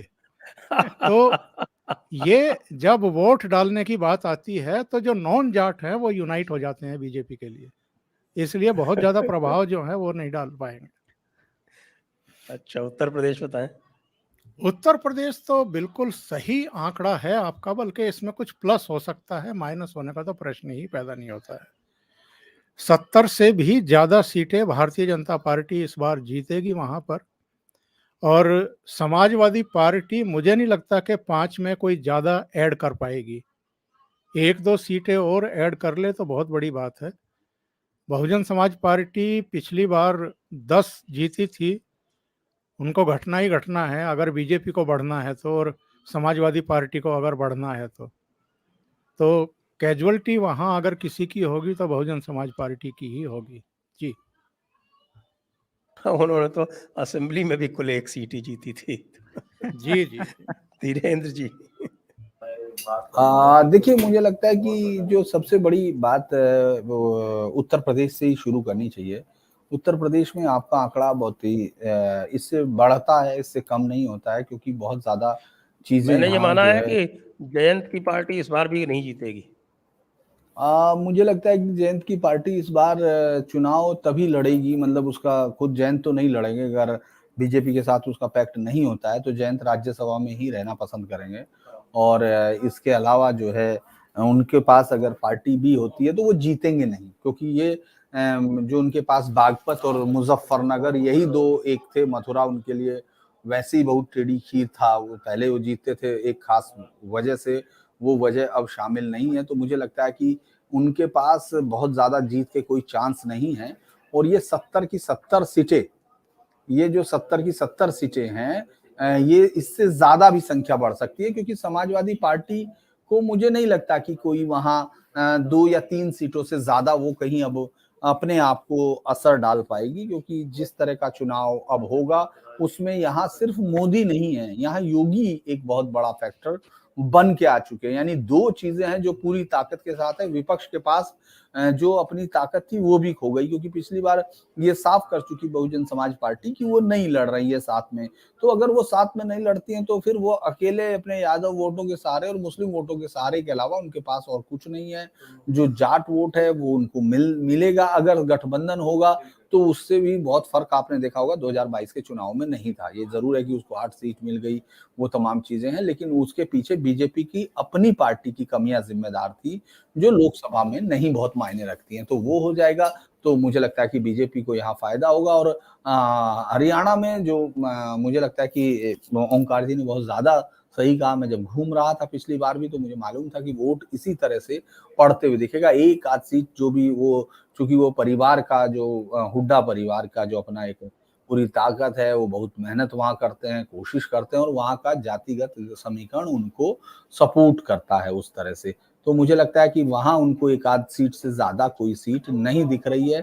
पंजाब देखना बहुत इंटरेस्टिंग होगा। पंजाब में आपने एक सीट दी है बीजेपी को, हालांकि उसी के इर्द गिर्द ही रहने वाली बीजेपी है, लेकिन शिरोमणि अकाली दल भी मिलकर कुछ बहुत ज्यादा अलग इम्पैक्ट डाल पाएगा, ये मुझे शक है।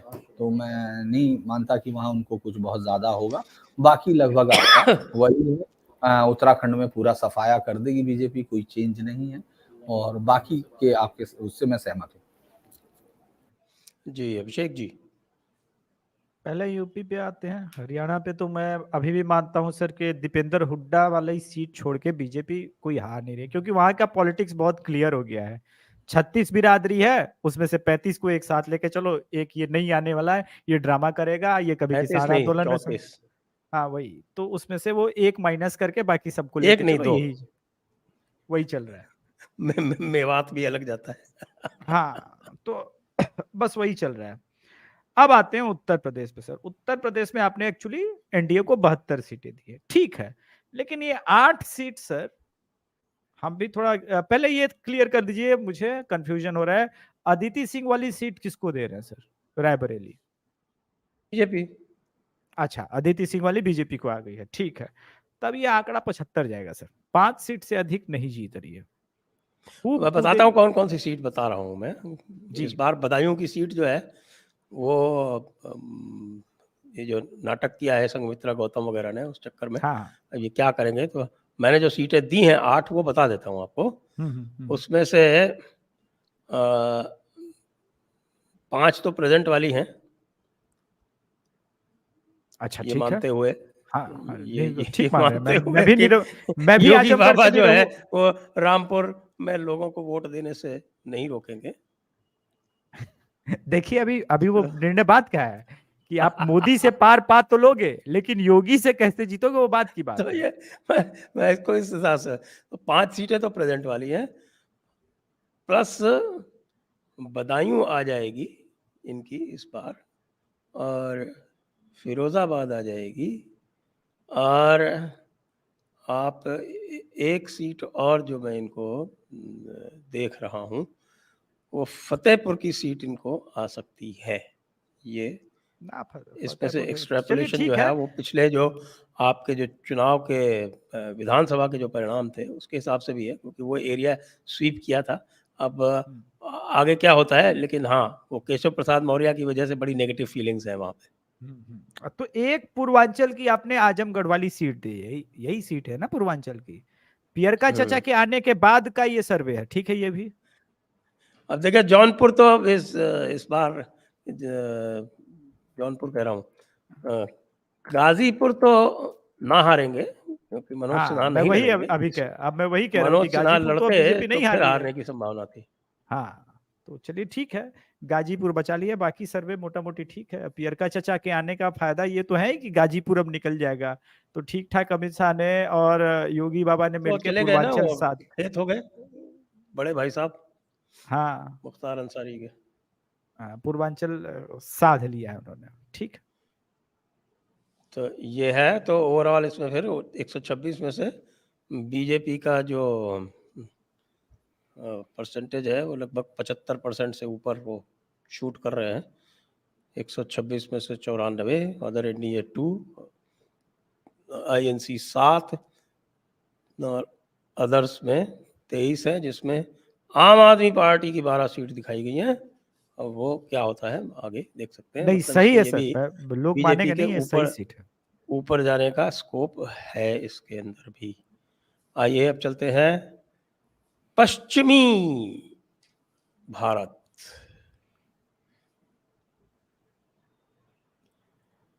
पश्चिमी भारत में हम आते हैं दादरा एंड नागर हवेली, DNH होना चाहिए, DH हो गया। तो बीजेपी का सीट है।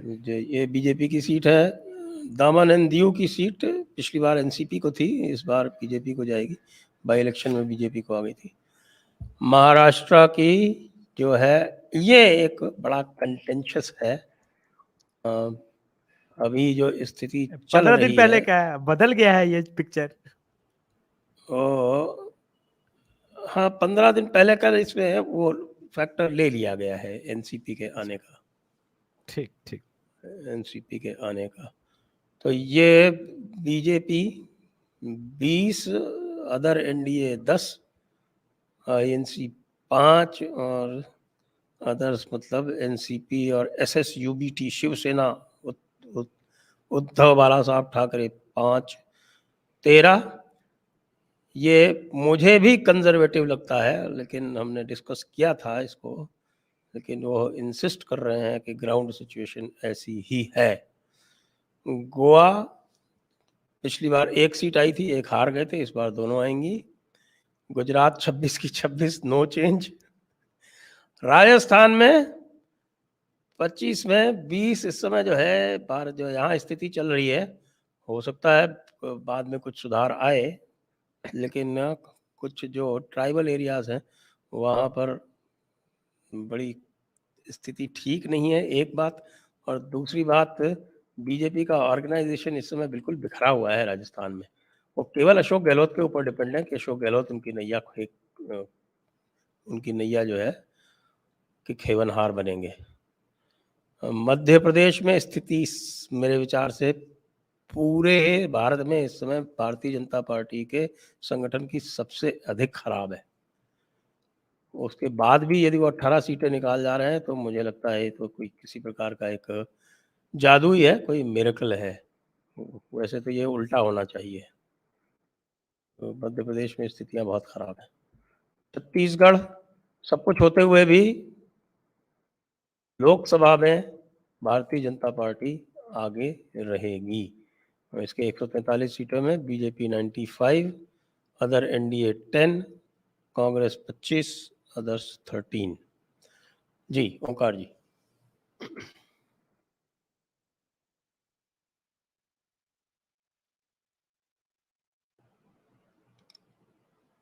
आपकी आवाज नहीं आ रही ओंकार जी। जी माइक म्यूट था, माफी चाहता हूँ। मैं ये कह रहा हूँ कि मुझे महाराष्ट्र का आंकड़ा ठीक नहीं लग रहा है। नंबर 2, राजस्थान का भी ठीक नहीं लग रहा है। मध्य प्रदेश में कांग्रेस 11 सीटें जीत जाएगी, ये भी ठीक नहीं लग रहा है। छत्तीसगढ़ हो सकता है कि छत्तीसगढ़ का ठीक हो। मैं इसके कारण बताता हूँ। पहले मैं राजस्थान पे आ जाता हूँ।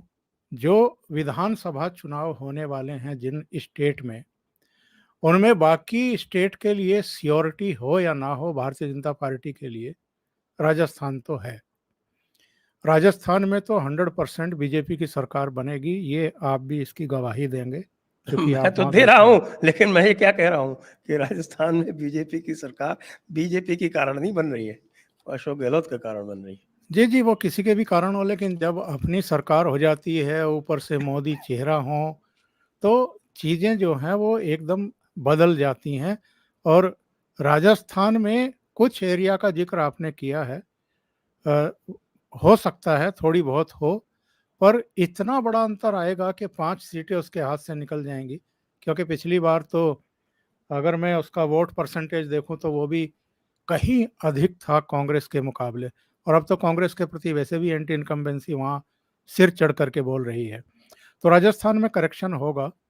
अ, आपका महाराष्ट्र में जो मैं ये सिचुएशन, निवेदन कर दूं कि ये आज के स्थिति के अनुसार है, जी, जी, मैंने इसीलिए कहा कि करेक्शन और होगा। आज की स्थिति में भारतीय जनता पार्टी जो है मोदी के चेहरे के बावजूद ऑर्गेनाइजेशन आधे से ज्यादा घर बैठा हुआ है। जी, जी, जी। महाराष्ट्र की सिचुएशन तो एकदम ही, मैं ये मानने को ही तैयार नहीं कि एनसीपी इस हालत में 8 सीटें जीत जाएगी। क्यों जीत जाएगी? इसका कोई जवाब हमें मिलता नहीं है। पिछली बार भी जब अ, ये दोनों एक साथ थे, कांग्रेस और संयुक्त थी एनसीपी, उस समय भी एनसीपी की कुल 4 सीटें आई थी। तो अभी ऐसा कोई करिश्मा नहीं हुआ है, बल्कि टूट-फूट और हो गई उनकी पार्टी में। उनका भतीजा ही लेकर के चला गया, प्रफुल्ल पटेल भी चले गए, छगन भुजबल भी चले गए, बहुत सारे उनके एमएलए चले गए। वो तो घाव सहला रहे हैं बैठ कर के शरद पवार। उनकी समझ में नहीं आ रहा है कि इस सदमे से उभरा कैसे जाए। बल्कि इस समय तो पैसिफाई करने की कोशिशें हो रही हैं। वो बहाना तलाश किया जा रहा है कि फेस सेविंग कैसे की जाए और किस तरीके से अपनी पार्टी को एकजुट रखने का अ, एक रास्ता खोज लिया जाए। जो उद्धव ठाकरे की पोजीशन है, वो भी लगभग ऐसी ही है। अ, बाला साहब ठाकरे के समय से ही कुछ-कुछ पॉकेट्स में उनका ज़रूर असर रहा है। लेकिन बिना बीजेपी के जब वो एमवीए के साथ जाकर के चुनाव लड़ेंगे, तो आई डाउट के मतलब कोई बहुत गुणात्मक चेंज वो ला पाएँगे परिणामों में। और ये देखने वाली बात होगी कि गवर्नमेंट जो है इस समय एब्सोल्यूट पावर में है। एब्सोल्यूट पावर जब मैं कह रहा हूँ, 200 से ज़्यादा विधायक उनके साथ हैं। और अभी लोकसभा चुनाव में जितना समय बचा है, मुझे लगता है कि अब इनका फोकस, चूँकि सीधे गवर्न हो रहे हैं मुख्यमंत्री, उप मुख्यमंत्री दिल्ली से, तो उनका ये प्रयास होगा कि जहाँ-जहाँ कमज़ोरी है, उन क्षेत्रों में काम किया जाए। तो महाराष्ट्र में भारतीय जनता पार्टी और शिवसेना गठबंधन चुनाव लड़ा था और मैक्सिमम सीटें जीत गया था। मेरे विचार से एक चंद्रपुर की सीट कांग्रेस ने जीती थी, 4 इन्होंने जीती थी, और एक ये छत्रपति संभाजी नगर जो पहले औरंगाबाद कहलाता था, वो ओवैसी की पार्टी ने जीती थी। ओवैसी की पार्टी ने जीती। तो मुझे लगता है कि कोई बहुत बड़ा और गुणात्मक परिवर्तन होगा महाराष्ट्र में, ऐसा लगता नहीं है संजय जी। मध्य प्रदेश में भी थोड़ा-सा मुझे डाउट है कि मध्य प्रदेश में बीजेपी को इतना नुकसान होगा। हमें एक बात ध्यान रखनी चाहिए कि मध्य प्रदेश को आरएसएस और बीजेपी की एक ऐसी प्रयोगशाला के तौर पर माना और जाना जाता रहा है कि जहां उसका हारना बहुत मुश्किल है। और पिछला विधानसभा चुनाव भी अगर आप देखें, तो बहुत मामूली अंतर से वोट ऑफ परसेंटेज के अंतर से फैसला हुआ था। तो अगर कहीं कोई नाराजगी है भी, अगर संगठन थोड़ा बहुत ढीला है भी, और जो खबरें आ रही थी पिछले दिनों के, खास तौर से ज्योतिरादित्य सिंधिया का जो इलाका है वहां पर कुछ कमजोरी दिखाई दे रही है बीजेपी की, वो सब भी रहे तो जितनी सीटें इस सर्वे में दिखाई जा रही हैं, मुझे लगता है उतना नुकसान तो बीजेपी को नहीं होगा। जी हाँ, वैसे तो जो इस समय जो मध्य प्रदेश का सर्वे हमारे पास चल रहा है, कुछ दिनों बाद हम लाएंगे उसको, उसके अनुसार भारतीय जनता पार्टी मध्य प्रदेश में हार रही है। धीरेन जी। कि बहुत ज्यादा चीजें तो आपके इर्द गिर्द में है, लेकिन महाराष्ट्र जरूर थोड़ा सा मुझे लगता है कि इस समय चेंज करेगा, लेकिन इतना बड़ा चेंज नहीं होगा, क्योंकि जब अपनी ताकत में रहते हैं शरद पवार, तब भी वो 8-9 सीट से ज्यादा नहीं लाए थे। हालांकि कॉम्बिनेशन एक अच्छा है, डेडली है, लेकिन मुस्लिम सब जो है ओवैसी की तरफ भी जाता है। महाराष्ट्र जो मराठवाड़ा का जो उनका इलाका है, उस सब में उनका जो मुस्लिम वोट है वो उधर भी देख रहा है, तो वो डिवीजन होगा। दूसरा ये है कि अजीत पवार सिर्फ कुछ ही असर रख पाएंगे, मतलब बहुत ज्यादा असर नहीं है, लेकिन यहाँ महाराष्ट्र में मोदी एक बड़ा फैक्टर है। और अगर हम लोग देखें काम वाम उनकी सरकार का जैसा भी है, वहाँ जो राज्य सरकार है उनके अंदर अपने आप शिंदे और अजीत पवार, उनके बीच की लाइन भी हमको साफ दिखती है। देवेंद्र फडणवीस का अलग है, लेकिन इसके बावजूद केंद्र का जो लक्ष्य है वहाँ, मतलब मोदी अपने आप में वहाँ एक बड़ा फैक्टर है आज की डेट में, और बीजेपी ताकतवर है, इसमें कोई शक नहीं है। तो मुझे लगता है कि ये अपनी ताकत है। कांग्रेस वहाँ बिल्कुल साफ से दिख रही है, एक तरह से बात है। आप उनके अभी लीडर्स को भी देखिए, अगर मैं ये कहूं कि यूपी जैसा हाल है महाराष्ट्र में कांग्रेस। हाँ, मतलब कांग्रेस बिल्कुल वहां, मैं जब 15 दिन अभी था अभी, तो भी मुझे लग रहा था कि जैसे कांग्रेस के नेताओं ने खुद ही ये मान लिया हो कि श्रद्धांजलि देनी है चुनाव के वक्त एक, और उनको ये बहुत अजीब सा लगता है जब आप खुद ही लड़ते हुए नहीं दिख रहे होते हैं। तो वो वहां मुझे लगता है महाराष्ट्र में उनको चुनाव एक उससे ज्यादा नहीं है, इसीलिए मुझे देखना होगा कि महाराष्ट्र में शायद थोड़ा सा इनका बीजेपी का आपने थोड़ा सा बीजेपी को कम किया है। बाकी अगर हम बाकी सब पे देखें तो गुजरात तो कोई कहना नहीं है। राजस्थान में आपसे ज्यादा बेहतर मुझे लगता है कि आपने खुद इसको एनालाइज कर लिया होगा डाटा को, तो इसमें मुझे कंट्राडिक्ट करते हुए थोड़ा सा बचना होगा। लेकिन इसके बावजूद वहां उनके पास नहीं है, मैं जानता हूं उनके अंदर उनकी कितनी लड़ाइयां हैं, वो सब मुझसे ज्यादा आप जानते हैं। तो इसीलिए मैं इसके आपके इस पे सर्वे पे जाता हूँ। हालांकि मैं ये मेरा कह सकता हूँ कि भारतीय जनता पार्टी जो है यहाँ पर वो मौज में बैठी है कि हमें कुछ नहीं करना है, हमें गहलोत जिता लेंगे और हमें मोदी जिता लेंगे। हाँ, बस उनका वही है। तो मुझे लगता है कि आखिर में वो चीज हावी होगी, वो काफी हावी होगी, कम नहीं रहेगी।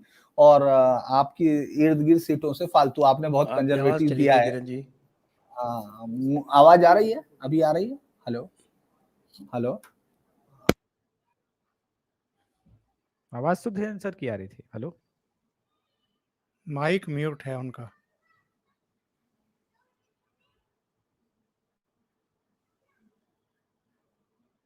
संजय जी आवाज आ रही है? हाँ अब आ रही है। आ रही है, चली गई। तो अब हम अभिषेक जी के चलते हैं। अभिषेक जी के तिवारी में से वाई हट के आई आ गया है बहुत दिनों बाद। चलिए, अच्छा है। अब ये जब से इंडिया हुआ है तब से इन्होंने भी कहा कि थोड़ा हम जो है वो भारतीय बन जाएं। हाँ, वो जरूरी था। ये अच्छा किया सर कि गुजरात 26 का 26 कम से कम इस सर्वे में आ गया है। मैं देख रहा था एमपी को लेकर के, मैं सबसे पहले आता हूं सर। 2019 में भी बीजेपी के समर्थन में मध्य प्रदेश के लोगों ने मतदान नहीं किया था। आपने सरकार बना ली किसी तरह, वो बात और है। एमपी में सर लोकसभा के संदर्भ में 4 सीट को छोड़ दे तो मुझे डाउट है कांग्रेस कोई 5वां सीट जीत रही है। थोड़ा सा कंजर्वेटिव है एमपी को लेकर, लेकिन ठीक है। और अब राजस्थान पे सर आपसे बहस करूं तो मुझे लगता है कि थोड़ा मुझे सोचना पड़ेगा। नहीं, राजस्थान पे आपने जो सोच के दिया होगा ठीक दिया होगा, क्योंकि दिख रहा है वो बीजेपी के भी कुकर्म दिख रहे हैं वहां पे।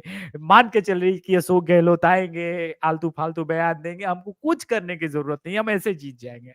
बाकी संगठन का क्या हाल है पता नहीं। एकदम चुनाव के समय अमित शाह जी की गाड़ी जाती है वसुंधरा राजे के घर में, फिर वहां से बाहर निकलती है, ठीक चुनाव के समय ऐसे विक्ट्री वाला साइन नजर आता है और वो नजर आ जाती है। वसुंधरा राजे का कोई इम्पैक्ट नहीं है, कम से कम मैं वही कह लोकसभा रहा में हूँ, तो जीरो वो कोई इम्पैक्ट। इम्पैक्ट है भी नहीं, तो ठीक है जो चल रहा है उस पे आ जाए, ठीक है। महाराष्ट्र में चूंकि आपने मान ही लिया कि कंजर्वेटिव, लेकिन मैं अभी भी सर एक चीज समझने का प्रयास कर रहा हूं। ये छत्तीसगढ़ में कांग्रेस को 4 सीटें आपने कौन सी दिया? ये जबरदस्ती कहीं ऐसा टेक्निक तो नहीं है कि इस बार हम प्रमुख विपक्षी दल का सीट दिला देंगे उनको, 54+ दिला देंगे तो कम से कम प्रमुख विपक्षी दल बन जाएंगे। भाई 2 तो पिछली बार भी नहीं आई थी। प्लानिंग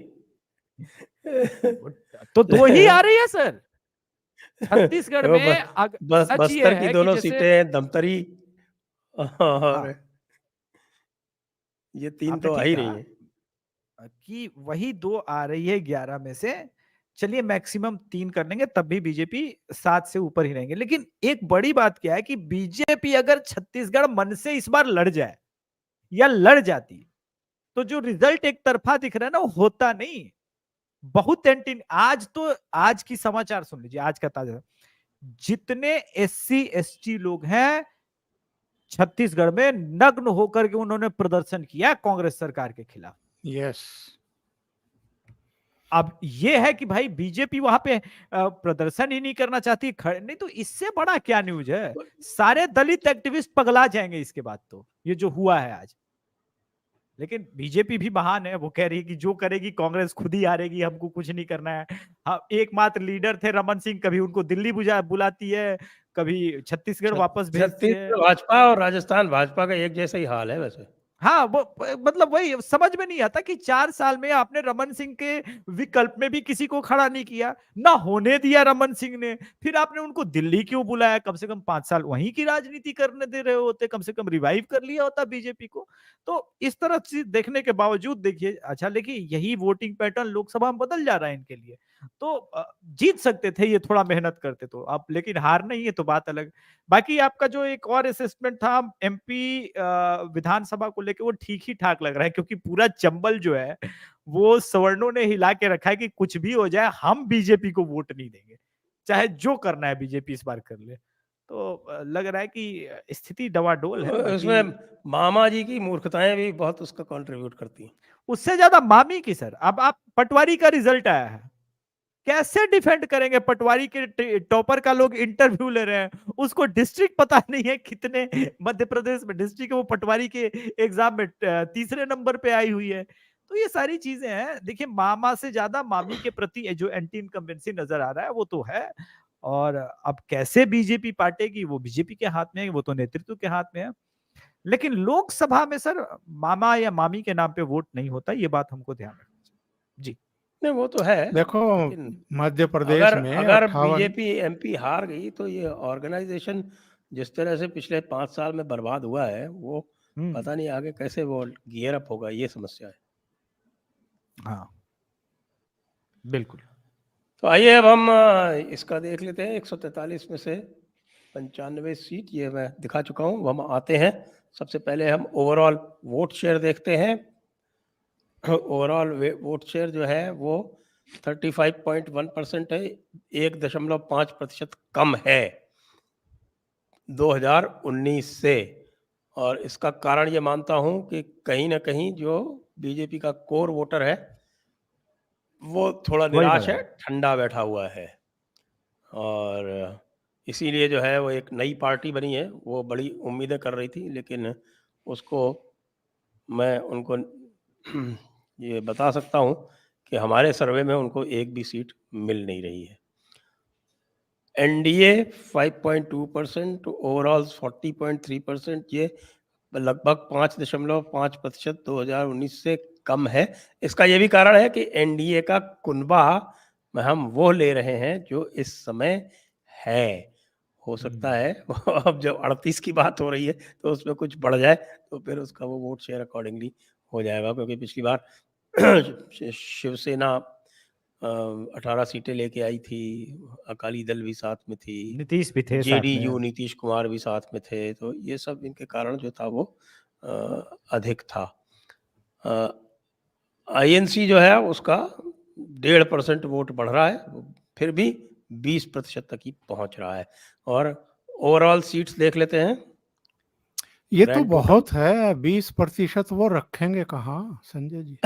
हम ये सोच रहे हैं कि सर आप लोग का ये, मेरा ये दुख है कि वो प्रमुख विपक्षी दल बन गए तो अपने आप को सरकार से नीचे तो समझते नहीं है कांग्रेस वाले फिर। मतलब इंडिया हो गए ना, इंडिया के हाँ हाँ, विपक्षी वो दल। भूल गया सर, वो इंडिया हो गए सर, हम लोग भारतीय हैं। हम लोग तो पिछड़े हुए भारतीय हैं। ये है साहब overall 264 BJP, 31 other NDA, 295 NDA.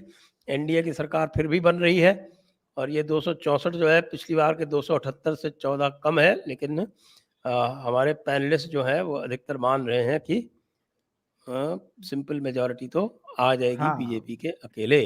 और जो महान घटना है वो ये है कि इंडियन नेशनल कांग्रेस या इंडिया की इंडियन नेशनल कांग्रेस वो विपक्षी दल की बन पहचान प्राप्त कर लेगी, उसको 10 साल का रिकॉग्निशन मिल वनवास जाएगा। खत्म होगा। नेता और प्रतिपक्ष बाकी का पद मिल जाएगा। नेता विपक्ष का पद मिल जाएगा उनको लोकसभा में, ये उनके लिए बड़ी उपलब्धि होगी यदि ऐसा लेकिन हो सर एक गया। बात लेकिन है, वो उसमें जो है वो बहुत सारे फैक्टर्स हैं। देखिए, हाँ पेच है 5 इसमें। सीटें राजस्थान वाली आएंगी कि नहीं आएंगी, 11 सीटें एमपी वाली आएंगी कि नहीं आएंगी, कर्नाटक 5 में भी सीटें जो इसमें महाराष्ट्र को दी हैं, महाराष्ट्र में दी हैं, वो आएंगी कि नहीं आएंगी, 4 सीटें दे रखी हैं बिहार में, वो आएंगी कि नहीं आएंगी, सब इसके ऊपर डिपेंड करता है। बिहार में तो नहीं आएगा सर। और राहुल गांधी चुनाव लड़ पाएंगे कि नहीं लड़ पाएंगे? लड़ लेंगे सर। देखिए राहुल गांधी को तो चुनाव लड़ना चाहिए। राहुल गांधी के चुनाव लड़ने से भारतीय जनता पार्टी को निश्चित रूप से लाभ होगा। मुझे लगा बहुत सीरियस होके बोले लड़ना चाहिए इस बार, कम से कम इंडिया बनाया है। नहीं सर, मुझे लगता है कि सुप्रीम कोर्ट इनकी सजा को 1.5 साल कर देगा या 1 साल कर देगा, कुछ ऐसा कर देगा। ऐसा कैसे हो सकता है कि हाँ, वो एक दिन चुनाव भी नहीं कम लड़े? कर देगा तो बच जाएंगे ना। लेकिन एक अभी दिन तो भी कम कर, अभी जो उनकी जो पिटिशन है वो उसकी नहीं है। वो सजा कम करने वाली स्टेज तो बहुत बाद में आएगी। अभी तो ट्रायल हुआ है, ट्रायल की इसकी अपील होगी, इसकी अपील के बाद में फिर सेकंड अपील होगी, उसके बाद फिर हाई कोर्ट सुप्रीम कोर्ट जाएंगे। हाँ इसकी वो सही फर्स्ट बात अपील है। होगी सेशंस कोर्ट में, सेकंड अपील होगी इसकी हाई कोर्ट में, और उसके बाद फिर कहीं जाकर सुप्रीम कोर्ट का नंबर आएगा। उसी में लग जाएंगे 2-3 साल। तो इतना नियम से चलेंगे तो चुनाव कन्विक्शन बीत स्टे जाएगा। होता है कि नहीं होता है, यह प्रश्न हाँ, है। ये है प्रश्न, वही कन्विक्शन वही। स्टे होगा कि नहीं होगा। मैं तो प्रार्थना करूंगा सुप्रीम कोर्ट से कि कृपया कन्विक्शन स्टे कर दीजिए। तो आइए इसको यहाँ पर समाप्त करते हैं चर्चा को, और प्रश्न ले लेते हैं दर्शकों के।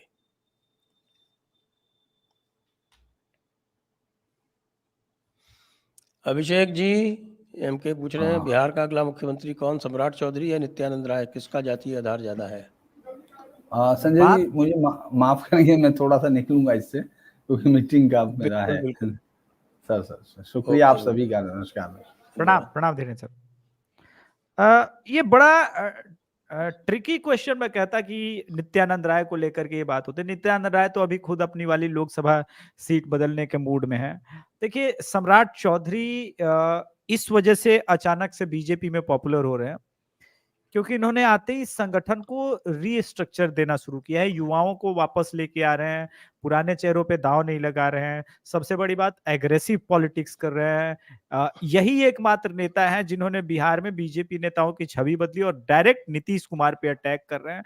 और इसमें इनका राजनीतिक स्वार्थ हो सकता है, लेकिन मुझे लगता है कि अगर आधार की बात करें तो अभी जिस तरह से सम्राट चौधरी आगे बढ़ रहे हैं, आने वाले समय में बीजेपी को लीड सम्राट चौधरी करेंगे, लेकिन मुख्यमंत्री कौन बनेगा ये निर्णय तो पार्लियामेंट्री बोर्ड ही करेगा। लेकिन जो जिस प्रकार से ये बने हैं सम्राट चौधरी, जैसे उत्तर प्रदेश के केशव प्रसाद मौर्य ने राइज किया था, ये कुछ वैसी स्थिति बनती जा रही है बिहार में। जी जी next Arka Nag Chaudhary, I am from Bengal. In Bengal, minimum 15 seat, I can assure, because Suvendu Adhikari is doing well. And जो scam निकला है, it's impossible from BJP 18 to 10 आएगा. ओंकार जी नहीं, सही सही है। बंगाल में बहुत अधिक सीटें बीजेपी की घटेंगी ऐसा लगता नहीं है, तो इनका आकलन भी ठीक है, और जो धीरेन्द्र कह रहे थे वो ठीक है मुझे लगता है। अभिषेक जी, आप तो बंगाल के बगल में ही हैं. हाँ, मैंने तो आई थिंक हम लोगों ने 1 महीने पहले भी शो किया था, तब भी मैंने कहा था सर 15 से नीचे नहीं आ रही बीजेपी, वही 15, 16, 17, 18 इसी के रेंज में रहेगी। 10 से तो बहुत ऊपर रहेगी बीजेपी। जी कांग्रेस को एक और सेटबैक। एक और सेटबैक. नेक्स्ट पुष्पा सेठी जी, धन्यवाद आपको. चीचा जान, एडविना, मृणालिनी, पद्मजा, बताइए. बताइए, तीनों ऐसे ऐसे तो गर्लफ्रेंड. नाम है। तीनों गर्लफ्रेंड लिख दी. हाँ, ऐसा नहीं बोलते, सहेली है। अच्छा, सहेलियाँ कह लेते हैं भाई. वैसे सहेली बनाने की कोशिश तो जैकलीन कैनेडी को भी की थी, वो फिर उनका पति रुष्ट हो गया. माना नहीं है।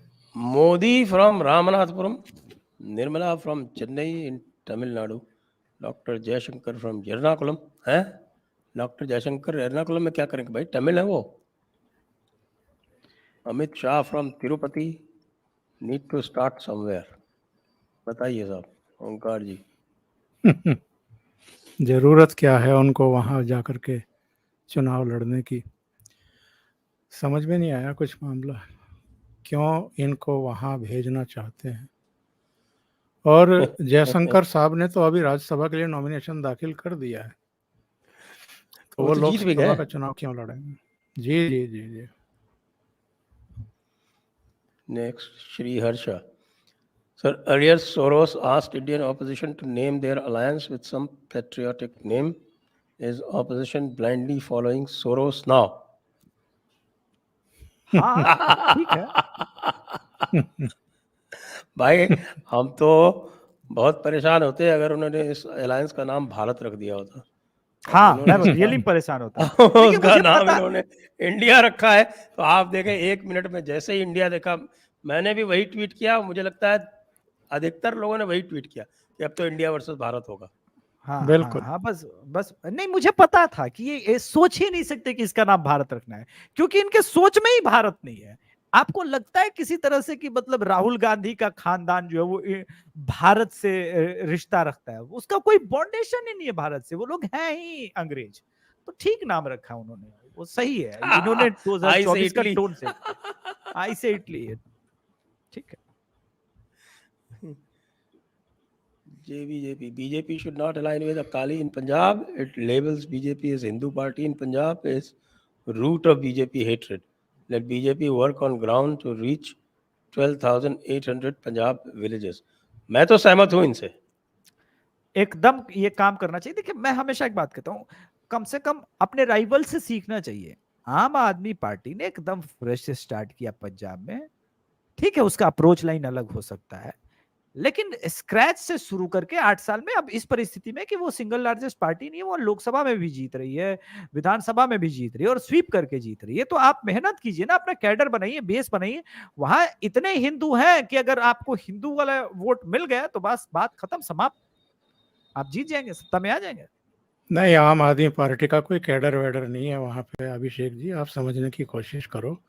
आम आदमी पार्टी वहाँ अगर सत्ता में आई है, उसकी वजह है कोई विकल्प ना होना सामने। अकालियों से बहुत निराश और नाराज है वहाँ की जनता। कांग्रेस ने उससे भी ज़्यादा निराश कर दिया। भारतीय जनता पार्टी वहाँ किसी लायक है ही नहीं, हमेशा वो अकालियों की पिछलगू बनी रही। उनके सामने कोई विकल्प नहीं था। और ये जो फ्री फ्री का जो ये राग अलापते हैं अरविंद केजरीवाल, और जो एक्सट्रीमिस्ट हैं, जो उग्रपंथी विचारधारा के वहाँ लोग हैं, वो भी सब एकजुट हो गए अरविंद केजरीवाल की पार्टी के लिए, इसलिए ये सत्ता में आ गए। कोई विकल्प होता या भारतीय जनता पार्टी ही वहाँ मजबूत स्थिति में होती तो अरविंद केजरीवाल की पार्टी वहाँ नहीं जीतती। जी नेक्स्ट, चीचा जान वाले जो हैं भाई वो फिर से आगे कह रहे हैं बहुत कंजर्वेटिव सर्वे है, बीजेपी प्लस डेफिनेटली 350 प्लस। चलिए अभी तो बहुत समय बाकी है, अभी तो 2-3 जी। सर्वे और आएंगे। BJP should fight 117 assembly and 13 Lok Sabha seats in Punjab, build ground organization, reach Punjab villages, let Punjab be part of the patriotic national politics again. I agree, मैं तो हाँ, सहमत सही हूँ है, इनसे। बिल्कुल नहीं, बिल्कुल सही है, बिल्कुल सही है। Next, Ishan Sharma, any updates on the Yadav community voting pattern? UP का यादव कि बिहार कम्युनिटी का? हर जगह अलग अलग करती है भाई, हरियाणा का बताएंगे और राजस्थान का बताएंगे ओंकार जी, फिर एमपी उत्तर का? प्रदेश का। एमपी वालों से लगना भी नहीं, बोलना भी नहीं कि पाकिस्तान जिंदाबाद, पटक के मारेगा एमपी का यादव। सब जगह का यादव अलग अलग है। हरियाणा का बिहार यादव का क्या करेगा? वो तो बीजेपी हरियाणा को का वोट देगा। देखो, हरियाणा का यादव भी वैसे ही है जैसे भिवानी का जाट अलग मूड में बैठा है, रोहतक का सोनीपत का जाट अलग मूड में बैठता है, जींद का अलग मूड में जाट वोटिंग पैटर्न पे जाता है। मतलब अलग अलग खानदानों को वोट करते हैं। वहाँ का जाट भी किसी एक के पीछे नहीं है। ऐसे सही ही है। वहाँ जो यादव हैं वो भी स्ट्रेटेजिक वोट करते हैं। जैसे ये अहीर फैमिली रही है राव साहब की, इनके पिताजी भी मुख्यमंत्री रहे और ये केंद्र में मंत्री हैं, तो दक्षिण में ही ज़्यादातर यादव हैं हरियाणा में। तो ये जहाँ ये लोग रहते हैं मोस्टली यादव वहाँ वोट करते हैं। ये कांग्रेस में थे, कांग्रेस को करते थे, अब बीजेपी में हैं तो बीजेपी को करते हैं। जी नेक्स्ट, मनीष सर, जनाब मोहतरम, मोदी का सिर्फ एक काम जो सनातन के लिए किया हो, पहले शांति दूतों में कुछ भय रहता था, अब इन्होंने उनको निर्भय कर दिया है। भारत में बम धमाके नहीं हो रहे हैं क्योंकि करने वालों ने काफिरों के लिए अपना तरीका बदला है, लक्ष्य नहीं। जी अभिषेक जी। देखिए, संघ का काम लॉन्ग टर्म में दिखता है सर। मैं हमेशा एक बात कहता हूँ कि जब मैं 8 साल का था और मेरे दीवार पे एक संघ के कार्यकर्ता ने लिख दिया था कि गर्व से कहूँ मैं हिंदू हूँ, तो 1993-4 में मैंने अपने पिताश्री से पूछा था, पापा ये क्यों लिखा, हम तो हिंदू ही है। तब उन्होंने अंतर स्पष्ट किया था। लेकिन वही लड़का 8 वर्षीय, आज मैं अभिषेक तिवारी जब बनता हूँ तो कहता हूँ कि नहीं, मैं गर्व से कहता हूँ कि हिंदू हूँ। तो देखिए, जियो पॉलिटिक्स से लेके कई कारण हैं, लेकिन तृप्तिकरण के कई आंकड़ों को रिसेंटली मैंने ट्विटर पे झुटलाया है कि बीजेपी जो स्वयं, अब क्या है ना कि ये कहने में अच्छा नहीं लगता कि चलो प्रवक्ता खुद बोल रहा है कि मैंने मुसलमानों के लिए इतना किया, लेकिन ग्राउंड पे जब आरटीआई से जानकारी निकली है तो पता चला कि ऐसा कुछ पैसा गया नहीं है वहां पे। तो अलतकिया भी हो सकता है, ये बहुत सारी बातें हैं। मुझे लगता है कि आप पृथ्वीराज चौहान से नाराज हो सकते हैं, लेकिन इसका ही मतलब थोड़ी ना कि मोहम्मद गोरी को जिता देंगे। जी next, Nishant Dohan, I am a Jat from Sonipat and I will vote for the BJP, and I urge my brothers and sisters of our beloved nation to vote for the party that will protect our Hindu identity and that can unite the Hindus. जी जी जी जी साहब। देखिए, वही मैं कह रहा हूँ कि एक seat तो आप एश्योर कर सकते हैं कि भाई वहाँ फिर से कांग्रेस जीते, और वो भी चूंकि हुड्डा फैमिली का एक असर है 3 पीढ़ियों से। लेकिन सोनीपत में तो निशांत जी जैसे जो हैं, बहुत अधिकांश लोग आपको ऐसे ही मिलेंगे कि जो राष्ट्रवादी विचारधारा को ही मतलब तरजीह देते हैं। सोनीपत दूसरी सीट मैंने इसलिए बता दी कि हार जीत का अंतर कोई उतना बड़ा नहीं था लोकसभा सीट को देखते हुए जितना कि हरियाणा में बाकी सीटों पर रहा है। फरीदाबाद करनाल में 6-6 लाख की जीत, बाकी कई कॉन्स्टिट्यूंसी में 4 में 3-3 लाख की जीत। और चूंकि रोहतक के साथ ही सोनीपत लगता हुआ है और सोनीपत की कुछ विधानसभा क्षेत्र ऐसे हैं जो कांग्रेस ही जीतती आई है, जहां से हुड्डा फैमिली के वेल विशर ही जीतते रहे हैं, इसलिए एक दूसरी सीट अगर कोई हो सकती है तो वो सोनीपत हो सकती है। जी, मेहुल शाह, पोल से सम्मानपूर्वक असहमत क्योंकि बंगाल, बिहार, तेलंगाना, झारखंड, कर्नाटक, हिमाचल में राज्य सरकार के प्रति जबरदस्त गुस्सा है। INC not winning 11 in MP. सही है, मैंने पहले भी कहा कि एमपी में 4 से ज्यादा थोड़ा सा मुश्किल लग रहा है। राज्य सरकार से गुस्सा तो बहुत कारणों से हो सकता है। अब नीतीश कुमार के प्रति देखिए कितना गुस्सा है बिहार में। अगर नीतीश कुमार अकेले लड़ जाए आज के समय बिहार में तो जमानत नहीं बचेगी उनके कैंडिडेट्स की, तो गुस्सा है। अब लेकिन उस नाव में कर्नाटक, हिमाचल में तो अभी ताजा ताजा सरकारें बनी हैं, तो वहां गुस्सा क्यों होगा? कमाल है, हिमाचल में बाढ़ आया हुआ और आप जा रहे हैं कर्नाटका में ये करने, इंडिया बनाने, तो नजर आएगा ना वो। जी नेक्स्ट। कीड़ा मकोड़ा थाईलैंड में इंडिया ही चलता होगा, भारत नहीं। हाँ, ये बात भी ठीक है। आप फंस गए हैं इस पिच पे। ये हमको लग रहा है कि अगली मीटिंग में पहले नाम बदलेंगे अपना ये अलायंस का। ये तो इनके इतने मीम्स बनेंगे, इतनी ट्रोलिंग होगी, ये भूल जाएंगे। नेक्स्ट। एसटीजी सुप्रीम कोर्ट के सामने लेट गई, एसआर के सामने लेट गई। How can you vote such हिंजड़ा party even if they win, what's the point? BJP will continue हिंजड़ापंथी। भाई जी, हमने ओपिनियन पोल किया है और ओपिनियन पोल का रिजल्ट आपके सामने रखा है।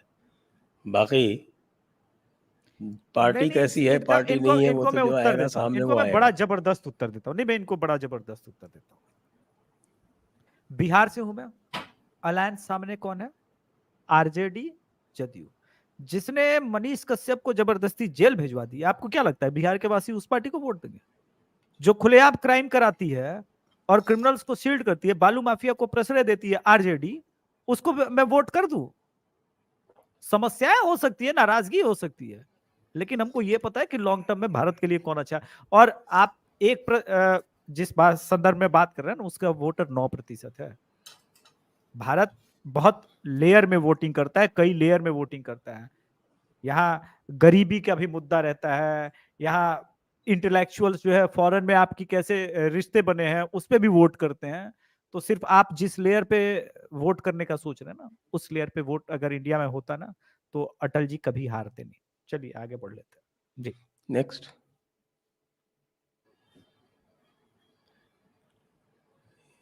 Bhardwaj, are we looking at 2004 again? Doesn't know look like. बहुत सारे अंतर हैं 2004 से। नो, ये है। जेबी कह रहे हैं कि उनकी सेकंड कमेंट गॉट स्किप्ड। कौन सी सेकंड कमेंट है भाई, देख लीजिए, मैंने तो दोनों पढ़ दी थी।